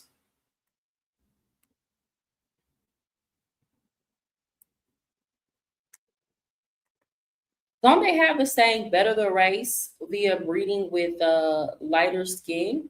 I mean, I'll be honest. In most Latin American countries, lighter skin is the preferred. I haven't really heard anybody say that in Colombia. But people tend to date within their class system. And if there are not a lot of people of color in your class system, that's not who you're going to date.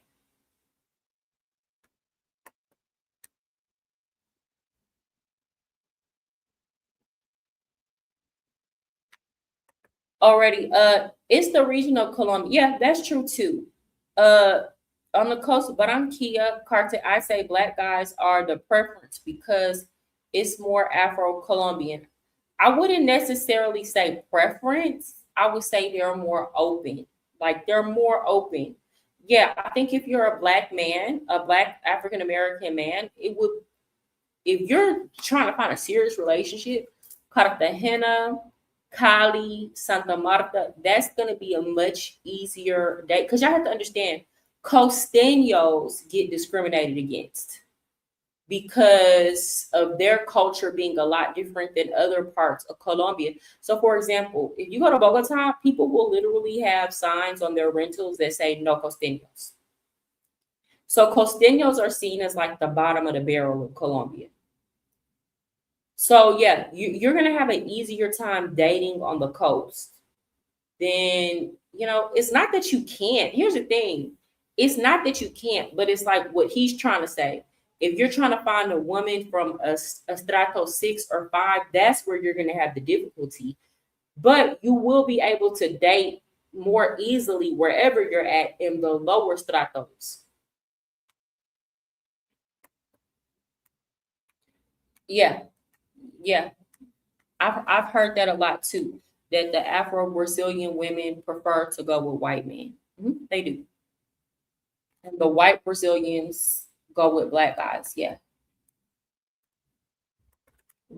Or Asian man, things open up a lot more for you and the dating experience is very different. Now, from what I've seen, the average black man or colored guy, you know, brown, black, whatever you may be, I don't really see them with anything that's above average.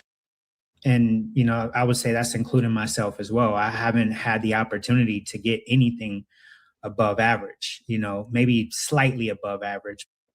You know, I'm not seeing on the. I want to see how, I have to find how his girl looked. Because I'm like, is she average or do you think she's average because you're comparing her to the Barbies?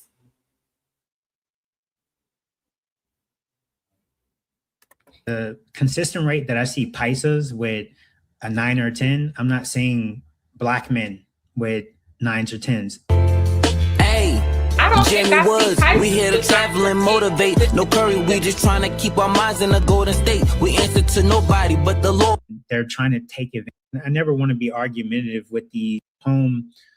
And one of the last interviews I did when I was at the University de Antioquia, one of the girls kind of acknowledged, like, you know, hey, we need this, but also there's a way to kind of do it the right way by supporting local, you know, local shops and stuff like that.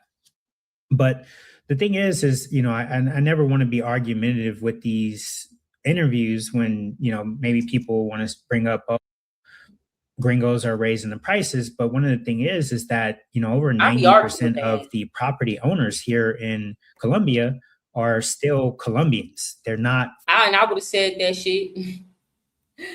Passport graffiti is so diplomatic because I would have said that. That's why me and Valentina got into it, because she thought she was going to run that rhetoric, and baby girl, I'm going to take you to task on it every single time.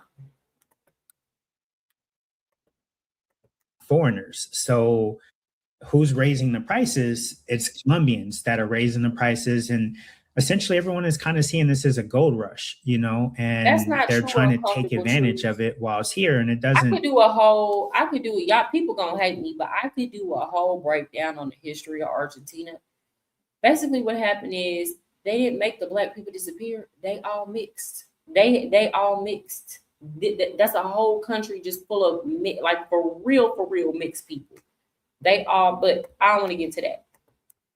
Has essentially helped the issue that tourism is, breaking record year after year, especially here in Colombia. Also, I just heard as well, what you cover a lot in Brazil. Brazil has done record numbers over the last couple of years as well. And obviously these are kind of like not essentially neighboring countries like Venezuela and Colombia, but they're essentially in the same area. And they're two of the hottest, topics in Latin America right now. Apart from Venezuela, as soon as they open the gates for Venezuela, yeah, they're the two hot topics. They're fighting for number one and number two as far as tourism right now between Brazil and Colombia. And it's the thing is that it's the Colombians that own majority of the businesses. It's Colombians that own majority of the property. So if you're mad at the whole hike in prices, it's not, don't get me wrong. Yes, foreigners play a part by coming and visiting, but it's ultimately the Colombians who set the prices. We only are paying what we're kind of being told, or, we can't argue if you're coming to stay in a Airbnb and say, oh no, this place would normally be $600. I'm not paying that, or if a hotel is charging to pay what the locals pay. Than, we're not allowed to. We would love to argue and barter down. We don't get the same grace. What's normal? You're just paying what you see online, because you're trying to get your accommodations and stuff, and you don't know the prices. But of course, it's like I said, a lot of Colombians see this as the gold rush, and they're kind of trying to take advantage of it and position themselves in good, a good way to capitalize while they can. This isn't just another website builder. It's an AI-powered platform designed for real business teams. While Venezuela, I've said this before, man. I said this, I think, in my interview with St. J. Shout out to St. J, my brother from London. But I had told them this very same thing you said. I'm like, bro, it's not Americans that are setting these prices. It's Colombians themselves. So sometimes when I see these videos of Colombians talking bad about gringos, and don't get me wrong, there are points they said, you know what, I can't argue against that. However, when it comes to the prices, they talk about, oh, it's so expensive here. It's because of these gringos. It's because of the Venezuelans that are coming over. Well, it's not just that. Not only are majority of Americans that are immigrating to Colombia going to Medellin, like Colombians, y'all got to think about it. Medellin is like the California of Colombia. Dang near every Colombian wants to live in Medellin. So when they move, that's where they move. So it's not just foreigners. We're like, compared to the amount of Colombians moving there, it's a much smaller percentage. So housing prices were going to rise anyway.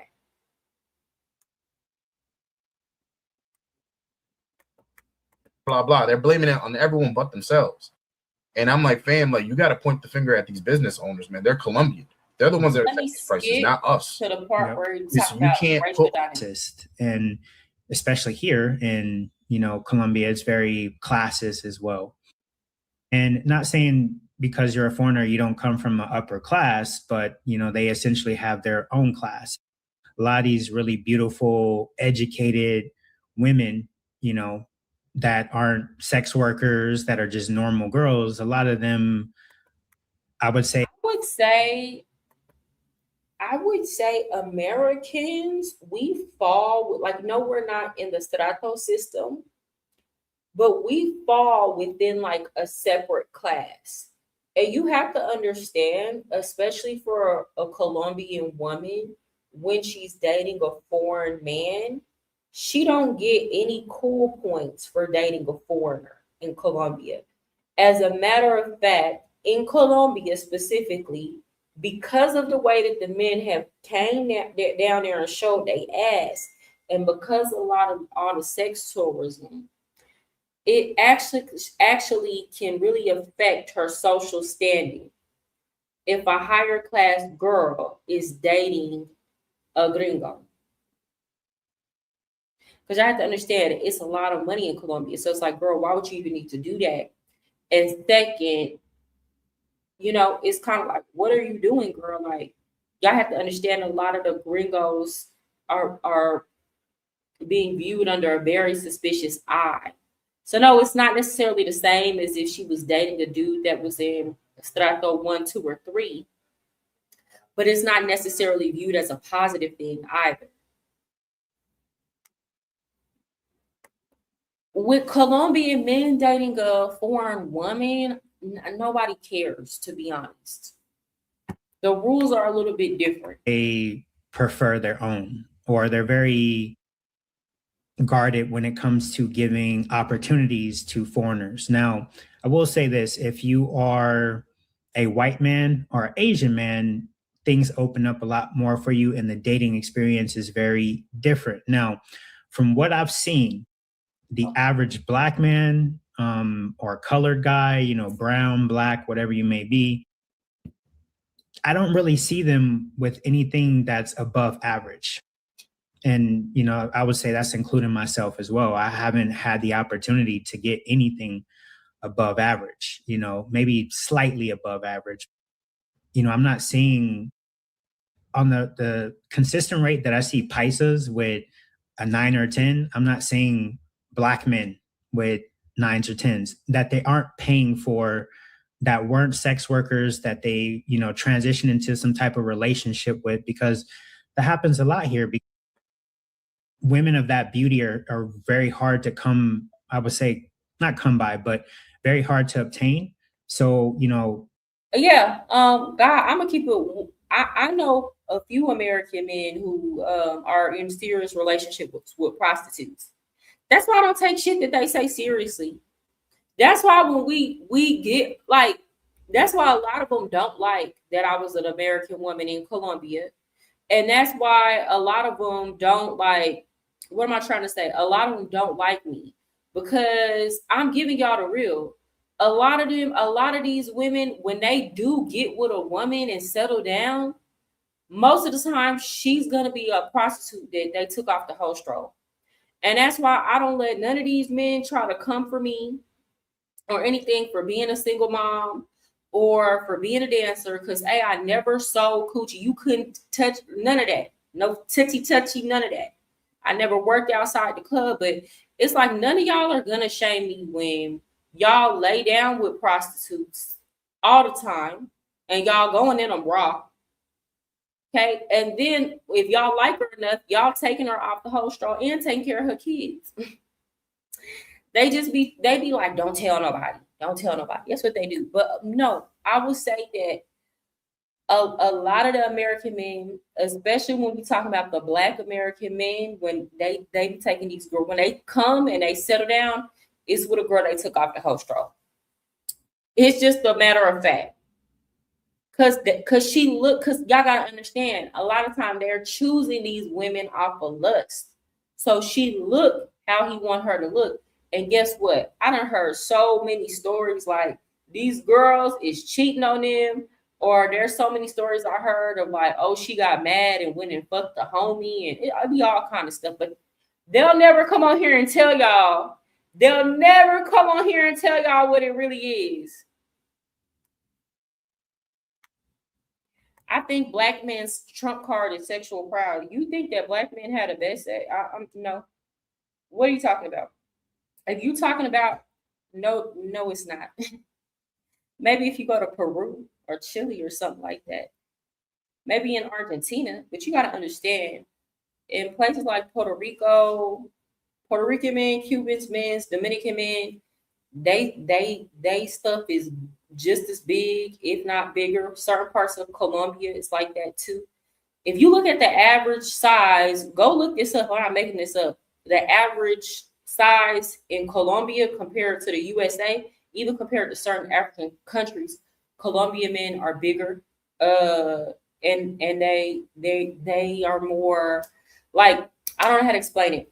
They care more about the woman in her experience. So no, that's not the trump card that y'all think it is. These men, it's not what y'all think it is. No, it's not an advantage. A lot of time, these women actually be complaining about y'all sex. I'm gonna be honest. I don't want to say too much, but I'm gonna be honest. It's not the trump card y'all think it is. Y'all gotta understand, whatever it is y'all think y'all got in a lot of these countries like Puerto Rico, Dominican Republic, Venezuelan men blessed too, Colombia, they got the same genetics. And then on top of that, this is another thing y'all gotta understand, their diets are better.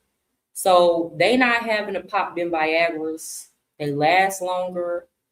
They stronger, like they last longer. It's they diet make the experience different. I don't want to hurt nobody's feelings, but I just gotta keep it real with y'all. It's telling the truth.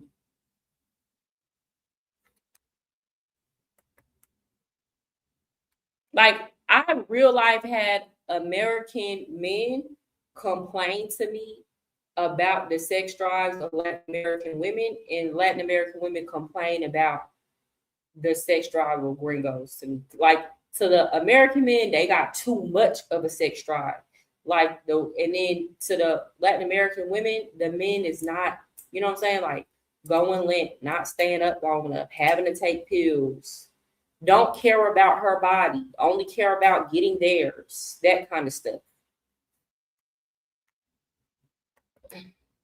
I've seen and I know some guys who've gotten into relationships with girls who were former 304s.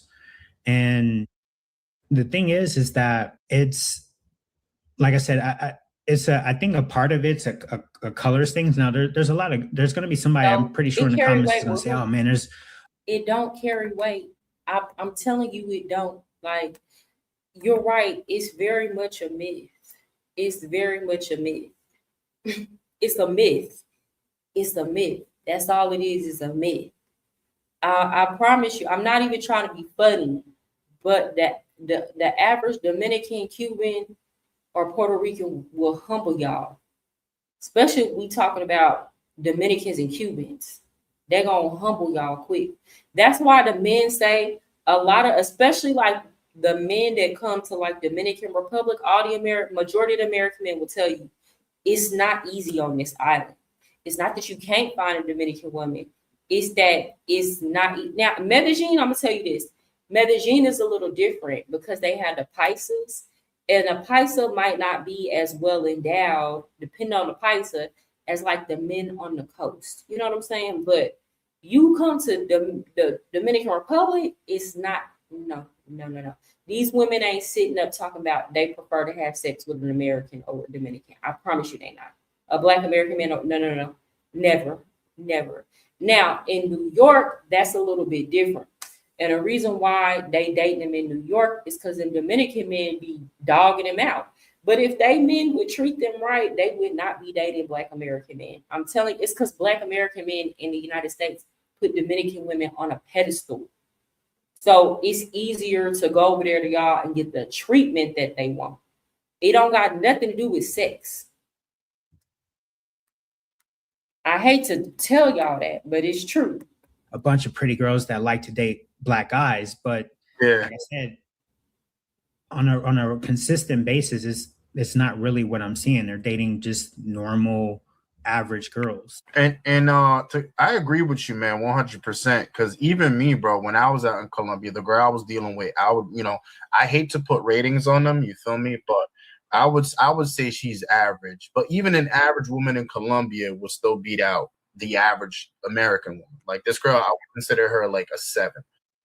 HitPaw Video Enhancer is an AI video quality enhancer.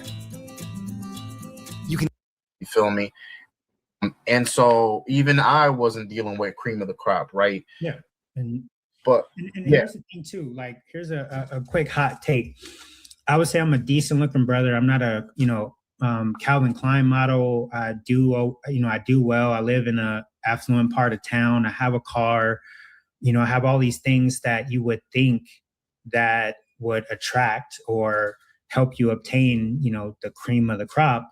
And to be honest, I've had, I had a couple of videos I did with dates that I went out on videos where I went out on dates with girls. And, I had someone ask me in a comment, well, what happened to this, other girl that you went on a date with? And the girl basically just ghosted me. She just stopped responding. So it doesn't, even still with myself, where I would say maybe by Colombian standards, I'm above average, but it's still not helping me get anything, super above average. One of these, like, I told y'all, I have a friend in Colombia. He owned a smoke shop right downstairs from my apartment. This is a Colombian man. He got all the smooth talk, like a Colombian man, handsome. And like, to me, being fine in Medellin, like that should be a big deal, because honestly, majority of the men in Medellin are not attractive. They are not fine. This man was fine, like gorgeous looking man, tall, dark hair. He was blanquito, but he had like this dark wavy hair, dark eyebrows, tall, owned his own shop, had his own car, had his own house, had his own bike, like he was having shit, young, 27. Even he told me it's so hard to get a woman that's faithful and about you in Medellin.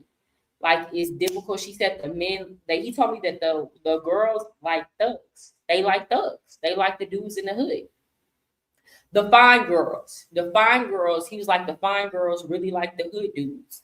And he was from Robledo. So it's like he had that in him because he grew up in the hood, but like he was on his purpose. He was on his mission. He wasn't really like, it's like he was raised in the hood, but he wasn't about that hood shit. So he said it was just very difficult for him. And he was Colombian.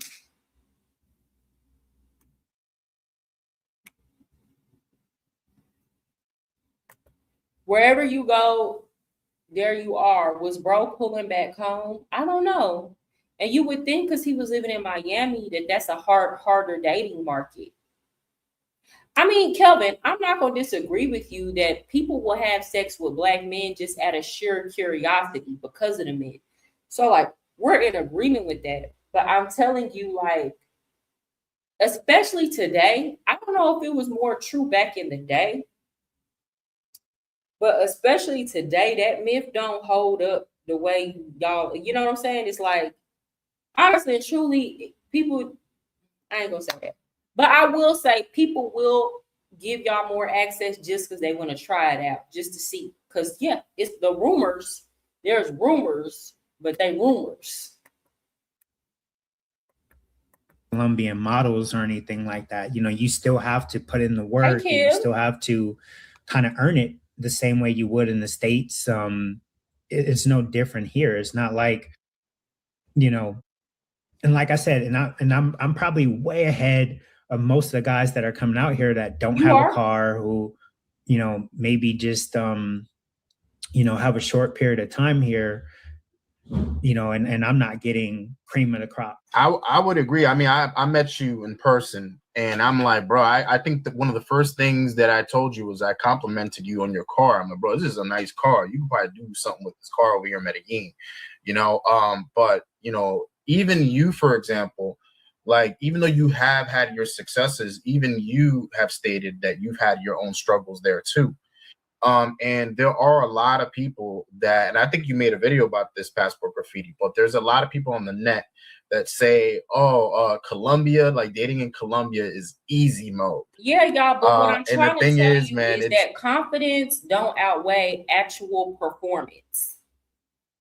I'm telling y'all, as a woman, you can have confidence in what you're doing all day, and it's not hitting the way you think it. Y'all know a lot of women be lying, faking, doing all that kind of stuff. Confidence, you can have all the confidence in the world. It doesn't outweigh sexual performance. And what I'm saying is these men, Cuban men, Puerto Rican men, Colombian, Venezuelan, Dominican, these are they overly perform, is what I'm trying to tell you.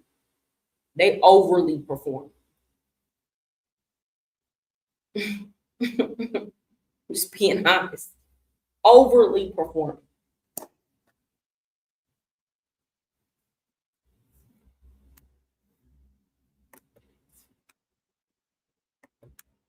It's really not. Like, even me, in the short time I've been in Medellin, because I've been there twice for short periods of time, and even me, I was like, yeah, I don't know about this, man. Like, if you're trying to date, it's not easy mode. If anything, passport graffiti, I would say I have an easier time dating here in the United States than I do in Colombia.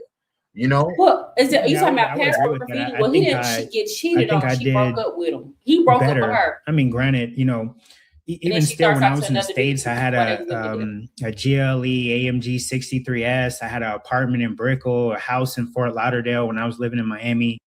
And I would say, yeah, I probably did better when I was living in the States than, I have been doing here. Now, a lot of guys, someone made this comment too, like, oh, well, passport bros are traveling abroad to date mid girls. And it's like, well, it's not as simple as you think, where you're just coming out here and you're just about to bag all these Instagram models. The dudes, this is what I'm saying. Y'all need to adjust. I'm gonna be so for real. It's gonna sound fucked up.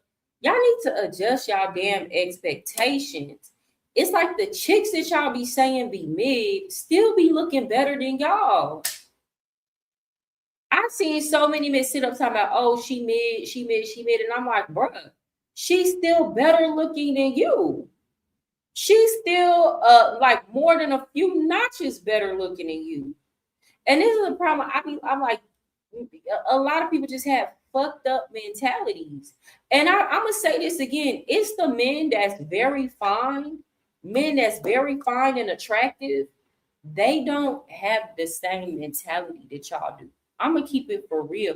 And I'm not calling Jamie or passport graffiti ugly, but I'm not dissing all y'all looks or nothing like that.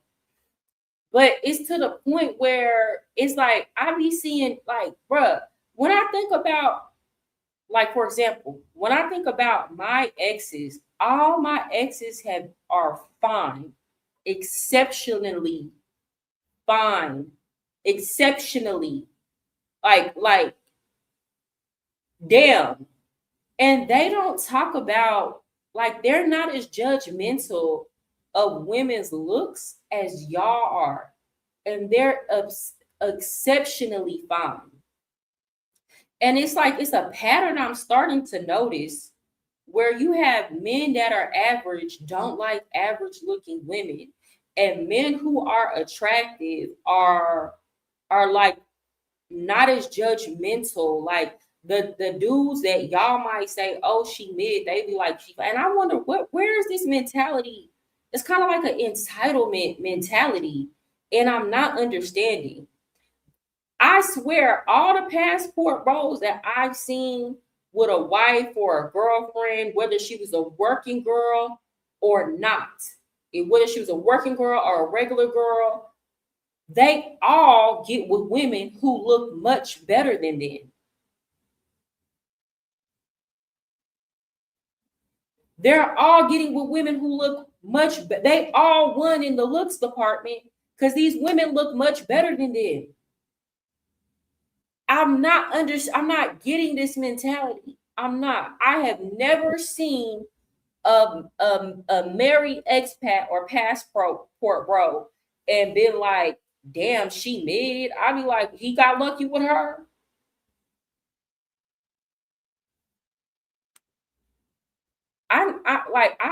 I need y'all fellas to help me understand. I need y'all to help me understand this entitlement mentality, to where do y'all really think, like, I got a question, like, do y'all think women don't care about looks?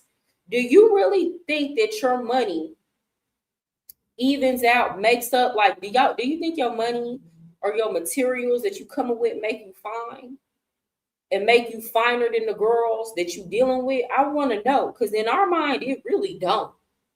That's why a lot of girls will get with the nigga with the money, but go fuck on a dude that's equal to her in attractiveness. I'm trying to understand. And again, this is not to call these fellas ugly, but it's like, I'm really not, because they're not ugly. They're not ugly. It's just this conversation is blowing my fucking mind.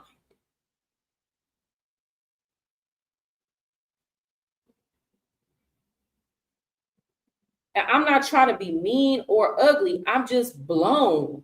And again, it ain't never the fine dudes talking like this. Never. It ain't never the tall dudes, nice body, nice face, like just all around the board. That nigga just, women look at him and go, they is not half as picky as y'all, or they are not half as critical as women in their looks. A lot of them tend to prefer that natural look.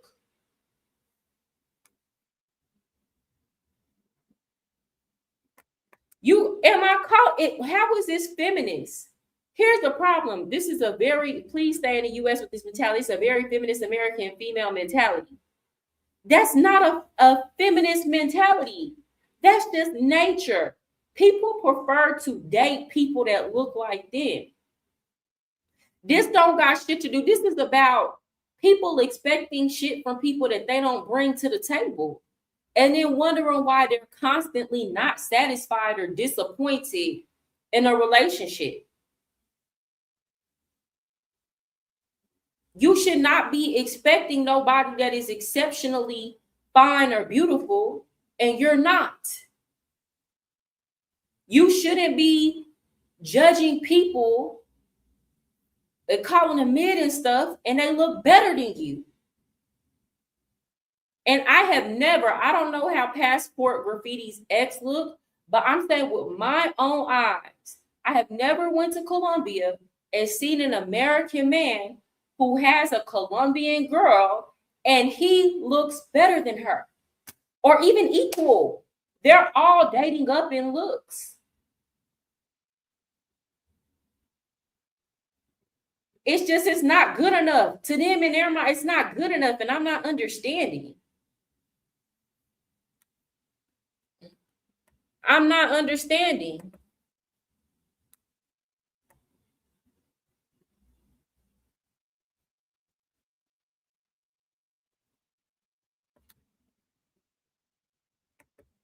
Okay, so here's the thing. If men and women aren't the same, how come men are still not able to get the women that they want?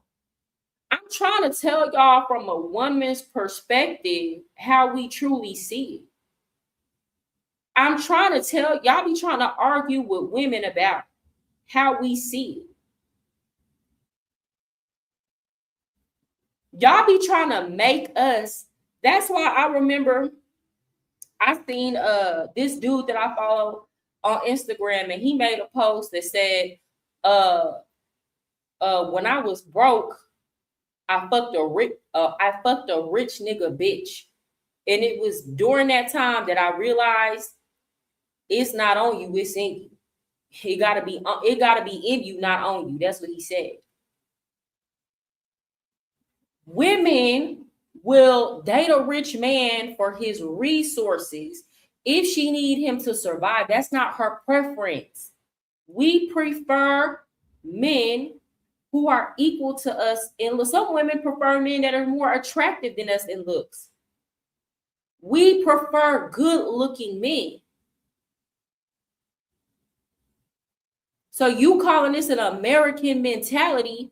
No, even in like I've talked to these women in all these countries, in Colombia, in Dominican Republic, it's no different. Women will give you a chance if you're funny, if you're nice, if you make her laugh, if she needs your money and you got some. You trying to tell me as a man how we supposed to think. I'm telling you how we think. Not what you want us to think.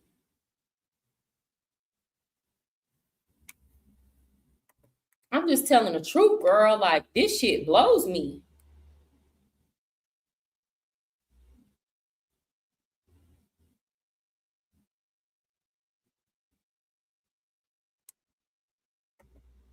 I'm grateful my intro to RP came from attractive guys who could explain the game. That's what made AMS different. But you know what? I said this before, Kelvin. You know why a lot of people will follow alpha male strategies and it would never work for them? Because he's tall and he's good looking. So a lot of men that's not tall and not good looking think that they're going to go run that same game on women that are exceptionally beautiful. It's not going to work for them. And some of y'all be, oh, he not good looking. To compare it to the average man, yes, he is. He above average looking. D1 athletes set the standard. College taught me there's levels and success comes from loving yourself up first.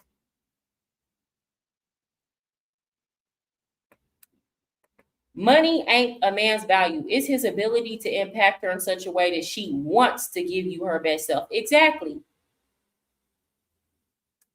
But I really need to, I want to get into this mentality of y'all men who be thinking y'all too good. That's why y'all be confused when stuff don't turn out y'all way. Y'all be thinking y'all too good for the average chick that look better than you.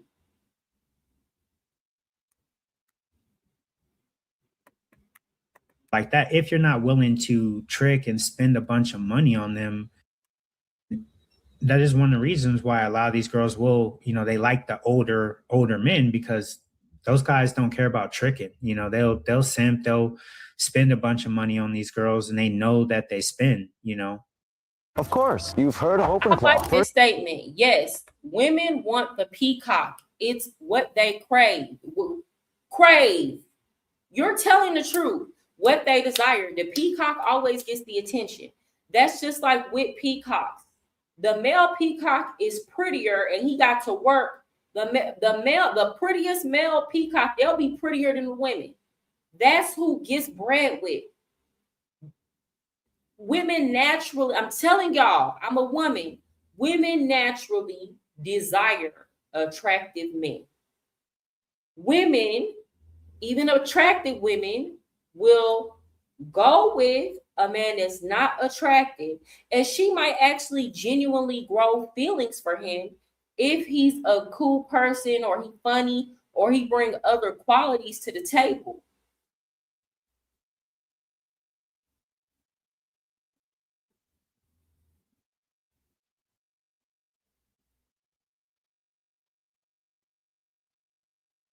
So y'all got to understand this. Like when y'all are like, oh, we have problems getting the 8s, 9, and 10s, you got to understand, yeah, you might have money, a house, a car, whatever, but guess what? It's a dude that's fine that got money, a car, a house too. And you got to compete with him. He's going to outperform you every single time in most cases. And then it's always going to be a dude that got more money than you. So if you only like dealing with chicks that go for the money, whatever you, hey,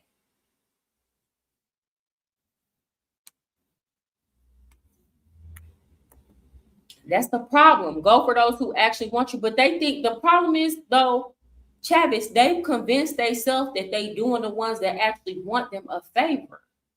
They've convinced themselves that they're too good for the ones that actually want them. I promise you, if I seen majority of these women that these dudes be talking about, I be looking at them and be like, damn, you really did the best you could do. Like, you got lucky. People need to know how to realize when they won, and that's the problem. People don't know how to realize when they won because they're too busy being in a spirit of comparison.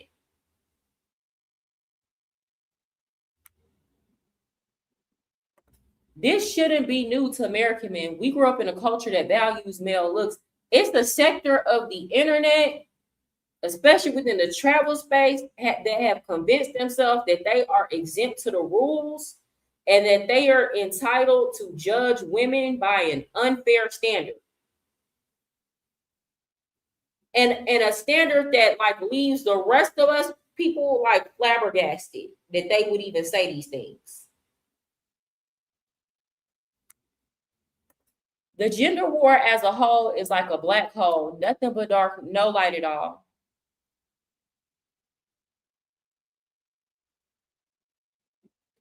My only response to this is, did you know amazing fact? Expect from people what you give. You can't be, what did Life Jennings say? You can't be a nickel out here looking for a dime. You can't be a nickel out here looking for a dime. So before you be talking about whether a woman is a 8, 9, or 10, you look in the mirror and you be real with yourself before and ask yourself, is you an 8, 9, or 10? Before you sitting up here judging women and women's looks. And then you judge what you deserve based off of that. All them lies Kevin said, that shit ain't working for y'all. That shit ain't working for y'all. All them lies, oh, if you have money, your money will make you look, but boy, well, if that was true, why the hell it ain't working? Why majority of these men are not in happy relationships with the women that they think that they should be getting? That shit ain't true.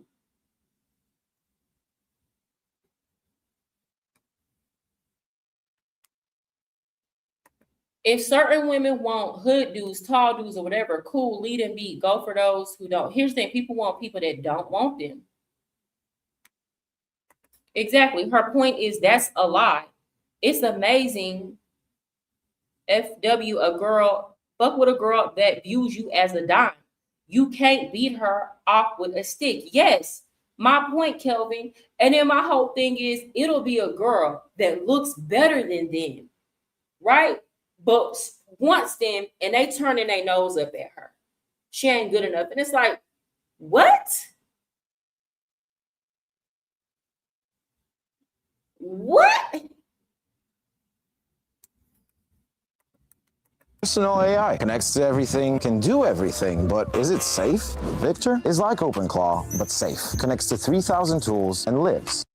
So it was funny because the other night, me and a couple guys, we were out at Any just having a drink, chopping it up, and there were some working girls that were sitting behind us. One of the guy, recognized one of them. He's like, yeah, I believe she worked. I've seen her in the park a few times. He's like, but she'll only mess with white guys. She won't mess with black guys, because I was like, yeah, of course, because a lot of them know that the white guys will probably bring them back to their country or try to fly them out. Like we were talking about, I can't remember if it was off camera or we were talking about it. We talked about it in this, on camera. But a lot of these white guys, definitely Europeans, like the ones in France and all that, they will fly these girls out. Black dudes, it's more than like, for us, it's like, all right, well, we're gonna deal with you while we in town, and that's it. I'm not bringing you back to the States. Plus, it's really hard because of the whole visa situation. But in general, most black guys that are dealing with girls out here, they're like, all right, it's cool while I'm in town, but that's it. I'm not flying you anywhere, But the white guys, like them women are being smart. Then I believe that basically brothers overseas, it's not really based on race. As everyone knows, we're not the priority to these girls. So what it sounds like is maybe in Colombia, it's not really based on race so much as like they're judging you based on what you can materially provide for them or the lifestyle. That's what it sounds like. Like we're not like the cream of the crop for them. Though they view white people as cream of the crop because what you said, they offer the experiences, but also for other reasons that I don't think you and I have discussed, but I'm sure both of us are aware of it. But basically, me being a Latino, I kind of know these things. I have the inside scoop on these things. Because this isn't just Colombia. This is Brazil. This is the DR. This is all of Latin America. But for example, in certain Latin American countries, you know, because passport graffiti, I mean, you're not a shabby dude. You feel me? You're a well-rounded dude, right? But even that, just because of your skin color, the girl might feel embarrassed to take you over to her place to introduce you to her family because they might frown upon it just because of who they're dating. So maybe it has nothing to do with you as a human being, but it has to do with your skin color, ethnicity. Because like the thing is, as I've stated this before, but there's a thing called mejorar la raza. So like to improve the genes or the race, right? Which and I have to understand across the board, too. all around Latin America, where the preference is white. Colombians might try to deny this, but I've seen this. Like I remember, what place was this? It was in Cali, and it was some Black people kind of like having a block.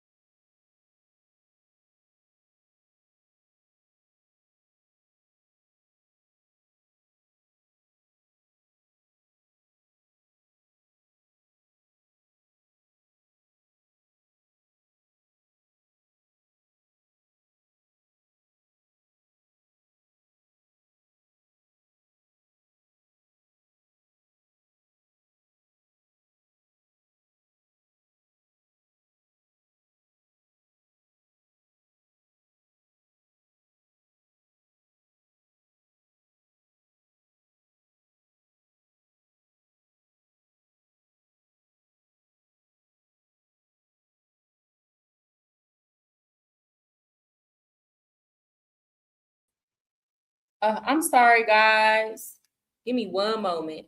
Yeah, tech issues. One moment. But anyway, I saw some comments. That's why I'm saying a lot of y'all need to learn how to speak Spanish or something like that. So I'm looking at these and follow these pages, right? And so I'm looking in the comments again. It was some Black people dancing, partying. It might have been a holiday or something. It was like a whole bunch of them. And like I see the Blanquitos in the comments talking about, oh, Black people doing what Black people do. I wonder how many of them got a job. Like this is Colombians saying this shit. So it's like they would try to act like they don't. I'm gonna say this: a lot of the same stereotypes that African Americans have in the United States, Afro-Colombians have in Colombia. I'm gonna say that. Yes, a lot of the same negative stereotypes or jokes people make. It's the exact same in Colombia. So that might affect things.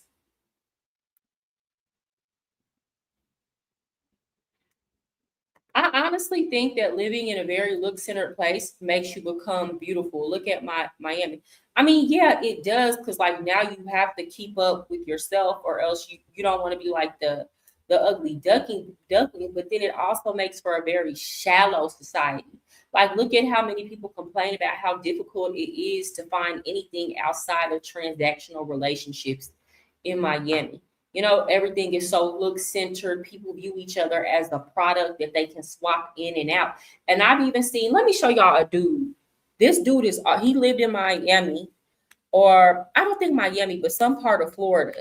Handsome man. And he talks about how hard it was. I'm going to show y'all. He talks about how even for him, it's so difficult to find a genuine relationship. And this is what I'm trying to tell y'all. The world is becoming so superficial that even men who are attractive are having a hard time.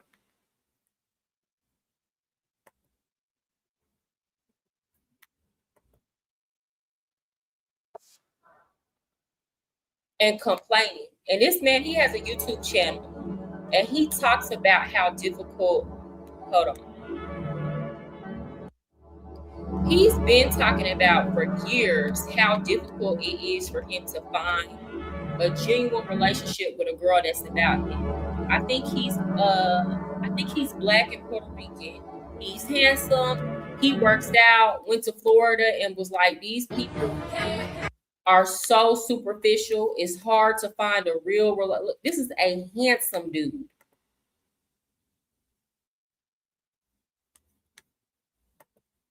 He talks about how like he just so sick of the meaningless sex. But this be the point. It's another dude on here. This be the point that I be trying to make.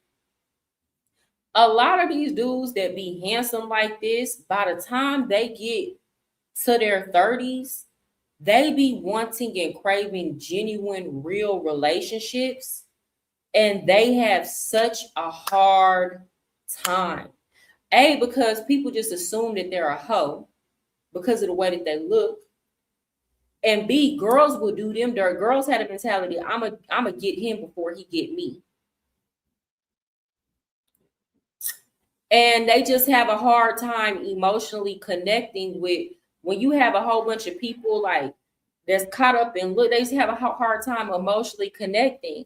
But I tell people all the time, this type of man is far less lustful than your average dude that is like average looking but thinks he deserves the finest woman in the world. This type of dude is way more likely to be a one woman type of dude. I promise you. I'm not saying all of them are like that. I'm saying they're far more likely because they've been getting this shit out their system. They've been sleeping. They've been doing this shit, having like getting attractive girls since they was like 14. That's nothing. They come to the realization faster that all of this shit is superficial.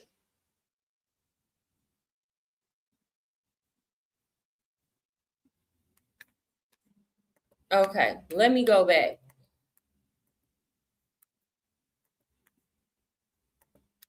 People because they want to have, white baby. Yeah, of course. I agree with that 100%. And we can basically put all of Latin America in that bubble. That's a whole Latin America thing in general. But the crazy thing is that, you're talking about that. So here in Colombia, like in the States, I'm considered black. Regardless if I'm light skinned, whatever, I'm black. To the police, I'm black. So here in Colombia, I'm actually considered moreno, which the like crazy thing is that category. They have their colorism where it's all right. Well, there's white and there's black, but then there's that moreno kind of in the middle, but it's a little bit leaning more towards the black side. And I recently was messing with a girl, and she was like, "Oh, you're my first moreno." I was like, "Well, what do you mean?" And she was like, "Yeah, you're my first moreno." And I'm like, what does that mean? And she wasn't saying it like it's anything bad, but she just never, dated morenos before. It was mainly, or as they like to consider themselves, blanco or blanca. And I'm like, well, you're here, you think you're white, but as soon as you go to Europe or you go to the US, you're Mexican or you're Latino, you're not white. But, even still with that, like I would think like, even when I was living in the States, I was considered kind of like the gateway black guy. I wasn't too dark and I wasn't too light. I might be just in the middle. So a lot of girls would give me a chance if they never dated a black guy before, because I was kind of like the light skin. The light, yeah, they would call it light zone, and even here, we're talking about the whole bettering of genes. What I'll notice is the girls that tend to be more interested, that will give me more play, that will give me more choosing signals over anything else, is generally always either other morenas or black, Afro-Colombians. Because especially for the Afro-Colombians, because I'm a little bit above, as far as color-wise. They see that as, and I hate to say this word, like, oh, I can dilute, dilute the genes a little bit. Maybe I'll get a light-skinned child or something, but. Sir, welcome to my world as being a light-skinned woman in the United States of America. Welcome to my world. Welcome to my world. This is what I deal with. Y'all gonna get so upset, but this is what I dealt with being a light-skinned woman with African-American men. They see it as, okay, well, if I get with a light-skinned woman, my child will be like lighter. And then I'll be having to explain to him, it might not necessarily turn out the way you think it will, because at the end of that, I'm still half black. So that child is going to be predominantly black if I were to make with you. So it might not be giving what you wanted to give, sir. You better off go and get you a white woman.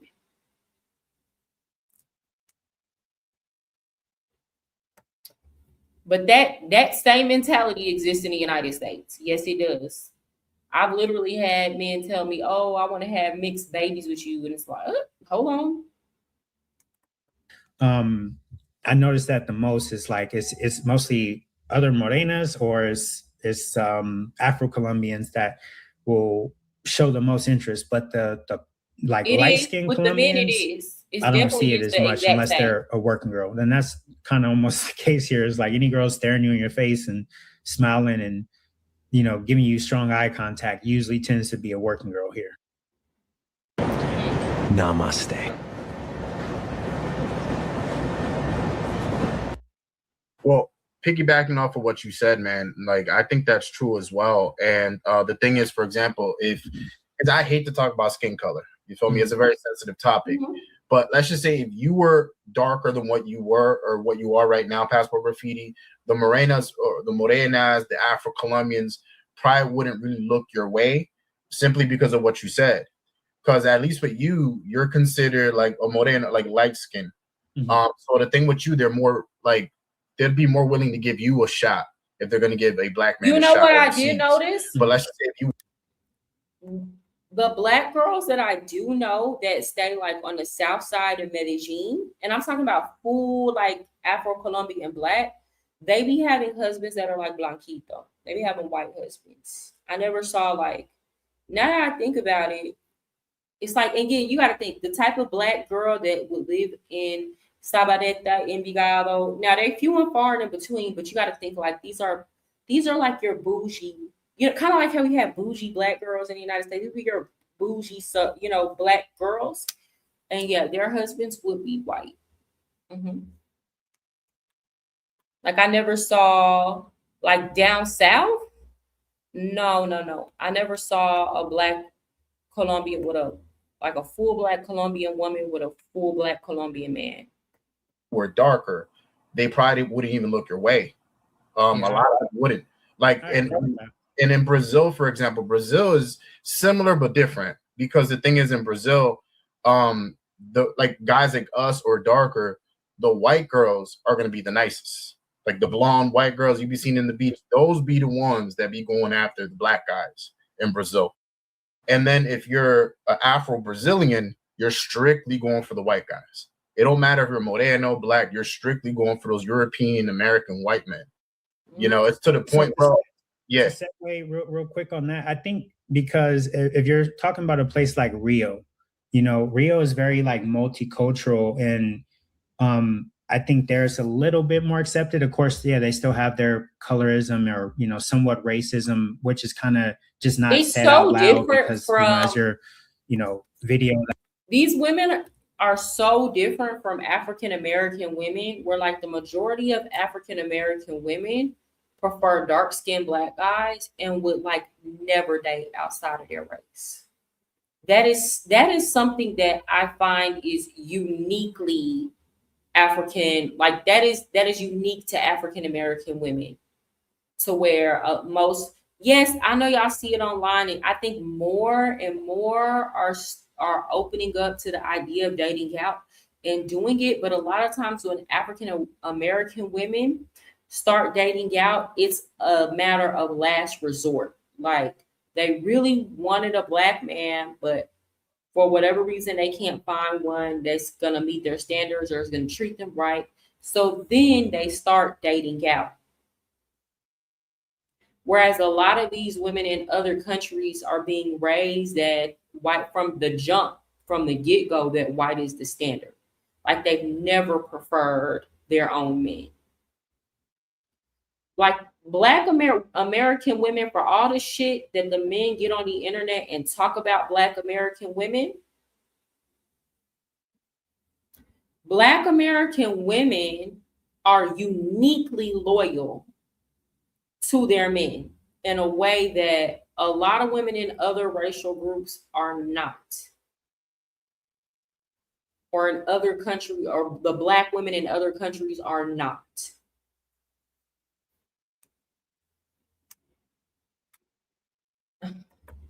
God damn, they thinking too much. Nigga, just date and enjoy the ride. Good Lord. No, you know why they thinking too much?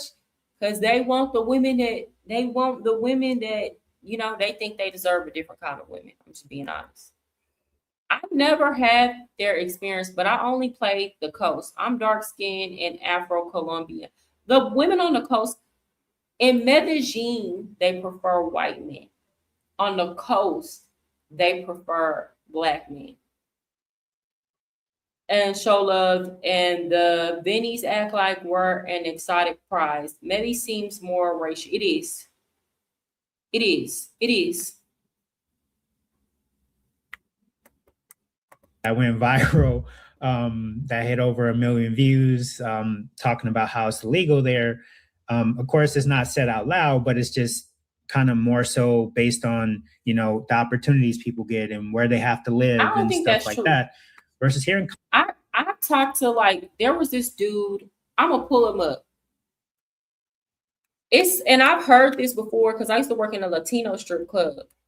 And it's not that the other men are not asking for their hand in marriage. Black women, like, I've seen so many dudes and I've talked to so many Latin men that tell me that they like Black women. But, like, especially Black American women have very standoffish attitude. And they're just not into the dudes, or the Black American women don't even date other races of dudes because they be like, here's a problem. It's misconceptions on both sides. So Latino men be like, and this is what they told me. They be like, well, I don't date Black, like they're not interested in me. Which the Latino men are not wrong, because when I talk to the Black women, they be like, they not interested. They're genuinely not interested. Or then you have the Black women who are interested, but then they say the same thing that the Latino men saying, well, I don't think that they would like me. But all the Black women that I know who actually have opened up and date Latino men, they're getting married, they're dating these men, they're getting married, they're starting families. Latino men don't have no hangups around that. And that's what I'm saying. Y'all have huge misconceptions. This guy, I'm gonna show y'all. I watch him. He's one of the ones who's like, I like his content because he be speaking on real shit and he be talking about, like, teaching young men how to, like, control their lust. What's his name? He's actually Colombian American. Damn, what's his name?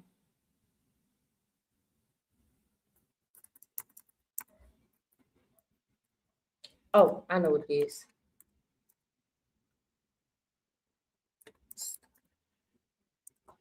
Here we go. He made a video talking about that. And he was like, why haven't dated any Black girls? And he was like, only reason why I haven't dated them is because they don't be showing, they're not interested in me. He was like, I would, but they don't show any interest. And that's true. Every time I tell, like, even I had a homegirl come down here to Dominican Republic with me. And she was just kind of like, it was dudes checking for her. She had a very nice body, pretty face, whatever, Black American girl.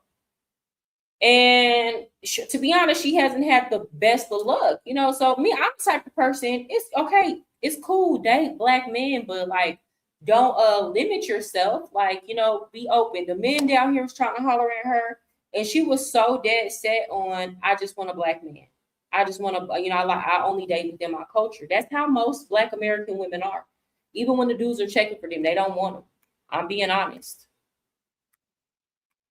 This dude right here. I don't know if I can find a video. But he's Colombian American. And he made a handsome dude. He was like, I would, they just don't date. They don't try to talk to me. But when you do it and you have faith that that little voice has a point, good things happen.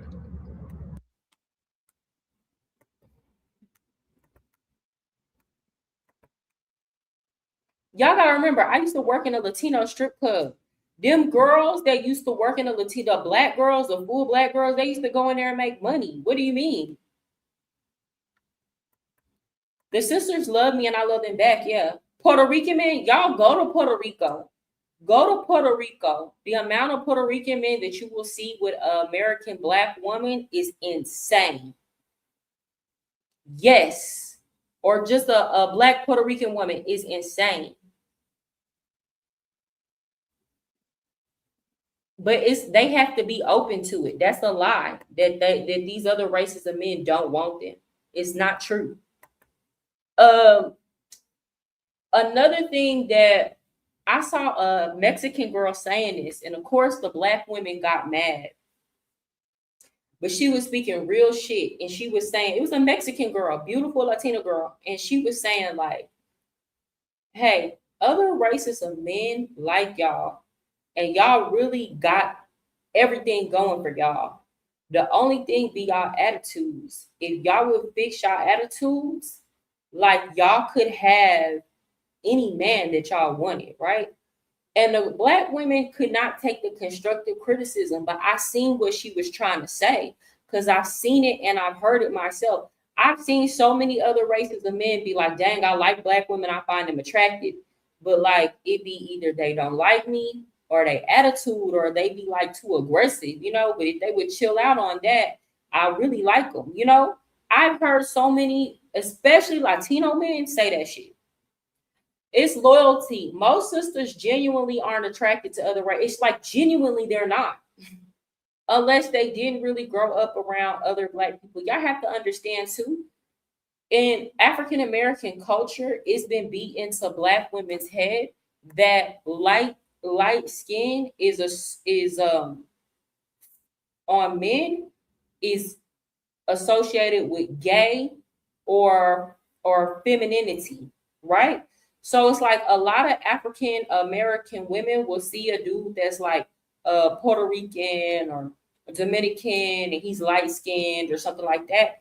And it's like they associate lighter skin with weakness in men. And part of that has to do with them seeing their lighter skinned peers, male peers, getting bullied by dark skinned men in school. It's true. Oh, yeah, look at you, pretty ass nigga, sweet ass, this and that.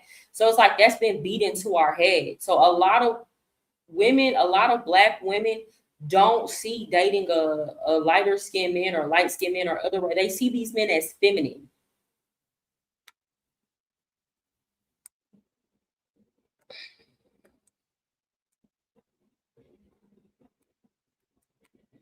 But sir, yeah, Kelvin, first of all, they have to get together for it to even get to the marriage. The black women ain't even fucking these other groups of men. So it's like they have to start dating each other and maybe fucking for the possibility of marriage to even get there. They're not even doing that. But what I will say is that majority of the black women that I know who date other races of men, eventually they get married to another race of men. Eventually they do.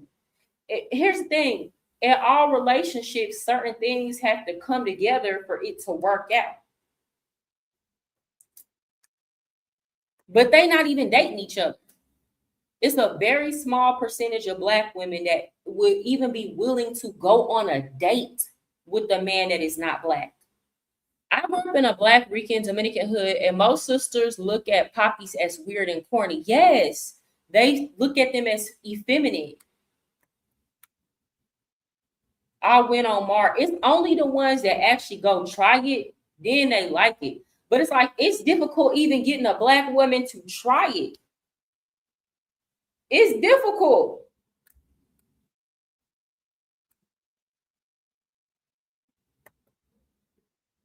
Ain't this proving my point? Black men get the attitude other races get from black women. I mean, It's not proving your point that the men won't marry the Black women. And it's not due to lack of physical attraction. The thing is, Black women have to be more open. Once Black women, all the nice Black girls that have a bubbly personality, when they go date outside their race, they ain't got no problem getting a man from a different group. Yeah, why I'm so surprised to hear about Puerto Rico. Puerto Rican men love Black women. They do. I think it might be a state-to-state thing in the U.S. In Boston, New York, Philly area, that's never an issue. Oh, you mean with the Black women dating the Dominicans and stuff like that?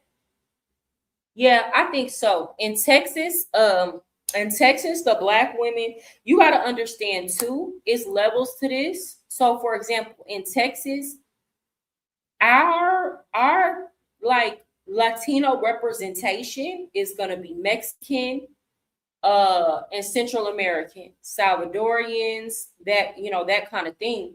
And for a lot of Black women, that's too far of a jump for them to make, because it's like aesthetically those men look so different from us. And then I'm just going to keep it real in terms of, that eggplant.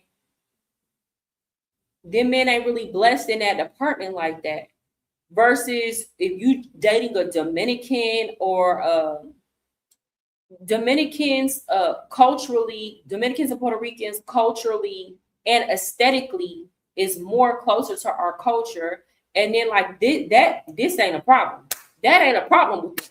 So it's like, it's easier for a Black woman to make that jump in transition versus trying to date a Central American or a Mexican.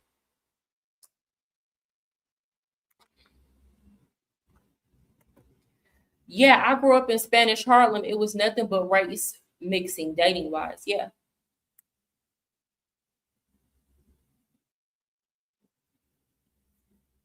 Yeah, it's mostly Black women from immigrant backgrounds that are obsessed with white dudes like that. Yeah, Black American women ain't studying white men.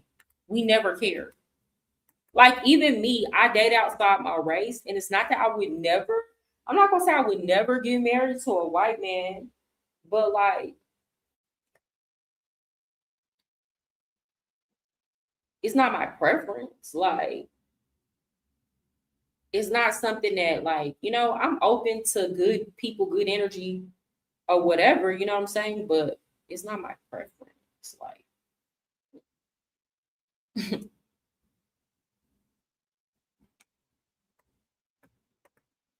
also, when you say Latino men, there's a clear difference between Mexican and Central Americans than Caribbean Latinos. Like, yeah. That's what I'm saying. Like me, if I'm gonna date a Mexican, I'm gonna tell y'all the truth. If I'm gonna date a Mexican man, he gotta be from like Guadalajara. Them tall, fine Mexicans from Guadalajara. I'm not gonna be dating somebody that look too like, I don't want to say it because y'all gonna say I'm mean. But Latinos, like I don't like Peruvians. I don't like how they look. I don't like Ecuadorians, how they look. Like, no. Even like a Colombian is like the farthest that I'll like, because I feel like if you want to talk about in terms of like who is the blackest Latinos, I think you gotta put like Cuba up there, Dominicans next. And I know y'all wouldn't think Cuba because of the Cubans in Miami, but Cubans is very like they very Black on the island, right? Dominicans next, then it would be Puerto Rican. Then you get into Venezuela, and then Colombia would be last in terms of like proximity to Blackness, right? So me personally, I prefer to only date out of these 5 races when I'm dating Latinos.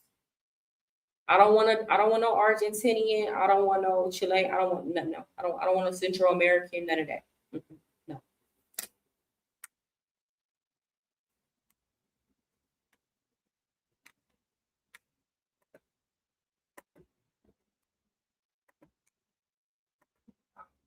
Colombia, like the thing is that it's more how do you explain it? It's like it's more the colorism, or more so this way. Like here, there's only Colombians. You know, like you're not getting the diversity that you have in Rio. You know, where you'll see blonde hair, blue eyes. You'll see, you know, Asian. You'll see, you know, like there's all different walks of life when it comes to diversity. When it comes to Rio, here is just Colombian. That's all you have. Kelvin, but you know? they're So, not black and within men. that, at least here in Medellin, You can say you know, Afro descendants, but I don't consider, like, y'all gotta stop saying that, because Black American men have, you gotta understand this. Yes, we all share Afro descent, like we all share Afro blood, right? But even in the United States, we have a different genetic makeup than your average Nigerian or your average. We are not pure African. That's why you can tell the difference between an African American and Nigerian, or African American and Ugandan, right? Same thing. Dominicans, yes, they have Afro blood, right? But at the same thing, they're very, Dominicans and Puerto Ricans have the Taino, so they have that indigenous mix, and they have that Spanish mix versus, and Spanish, that's a whole different thing, because they was already mixed up before they came down here colonizing with Arab, and a lot of them had Arab and African already, like, so they're a whole different mix than what we are. Genetically, we have similar genetic markers, and we can even have some similar appearances. But even I noticed, like, Dominican people, they have like the same 5 phenotypes down here. You know what I'm saying? Like, there's like certain looks that they have genetically, that are genetically expressed, that we don't have as African Americans. So, and again, you don't know how much of that in terms of like size down there. Yes, the African played a role, but you got to also understand, Tainos were not small indigenous people like the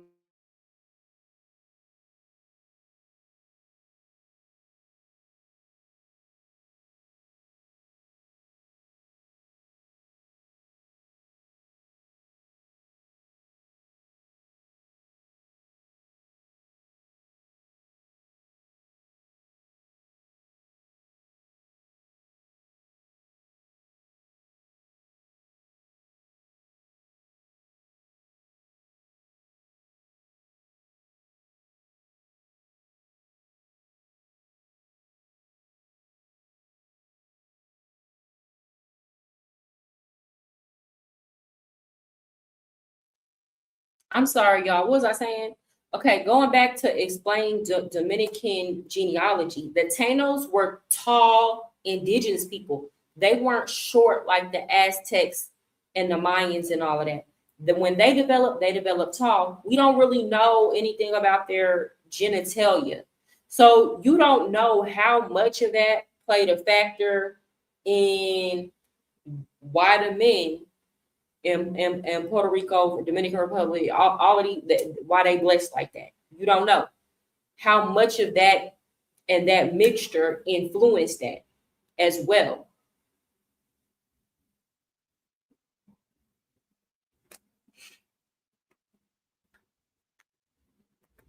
Not true. My bloodline comes from indigenous Taino. Yeah, it's a different mix. It's not just, and you have to understand, all of that is expressed. It's not just the African thing. And in the way that these genes mix together can affect how they're expressed as well. This entire conversation, they've only spoke on all things surface. I mean, yeah, they not really talking about, I'm gonna keep it real, Jamie and Passport Graffiti. Y'all not really talking about the values, what y'all value in a woman. And then it's like, Passport Graffiti, the woman that was coming with the home values, a good, want a family, wife, motherly, it sounded like you weren't checking for her. You couldn't develop no feelings for her. So that's what I'm saying. All of this is superficial. All of this shit is superficial. But then y'all don't understand why people is judging y'all with a superficial standard too, and why y'all not winning in that game. To me, it's quite obvious, but y'all don't understand. Also, not all so-called African Americans come from the slave trade. There were already 100 million melanated people settled in the Americas. Not once have they mentioned if she's goal achiever. They don't care. Is she humble? That don't matter either. Resilient? They don't play with a passport. They don't care. A fighter in life? They don't care. Is she finding a place in your life where she can be valuable? How is she pouring into that? What it is these men, and I'm genuinely not talking shit, but it's like y'all need a reality check. They want the Barbies to be all that to them. They want the Barbies to be that to them.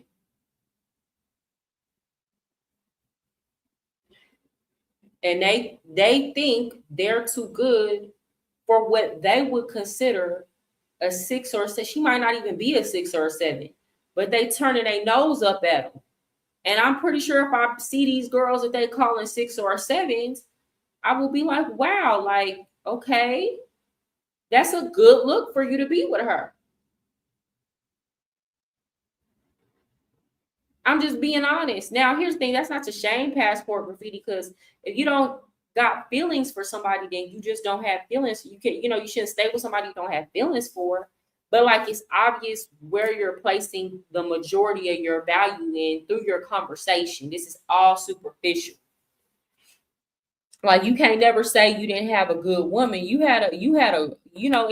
talk good about your ex. You had a good woman. You just ain't want her.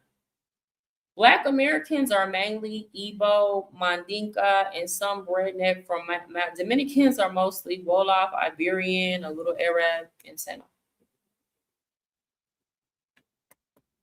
Men typically they way into finding. You ain't telling no lies. It's not a theory. Get your read on yet.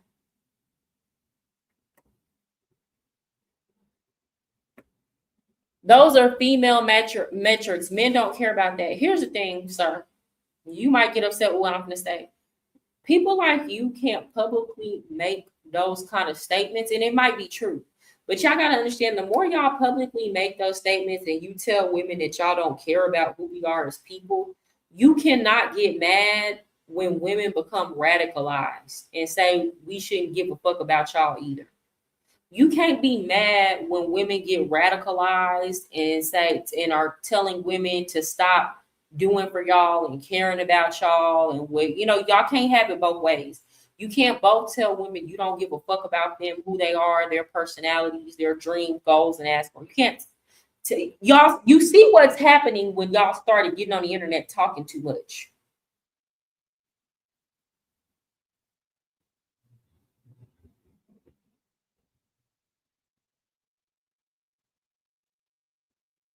So if you don't walk around with that attitude, don't get upset when you can't get or keep a woman. It just is what it is.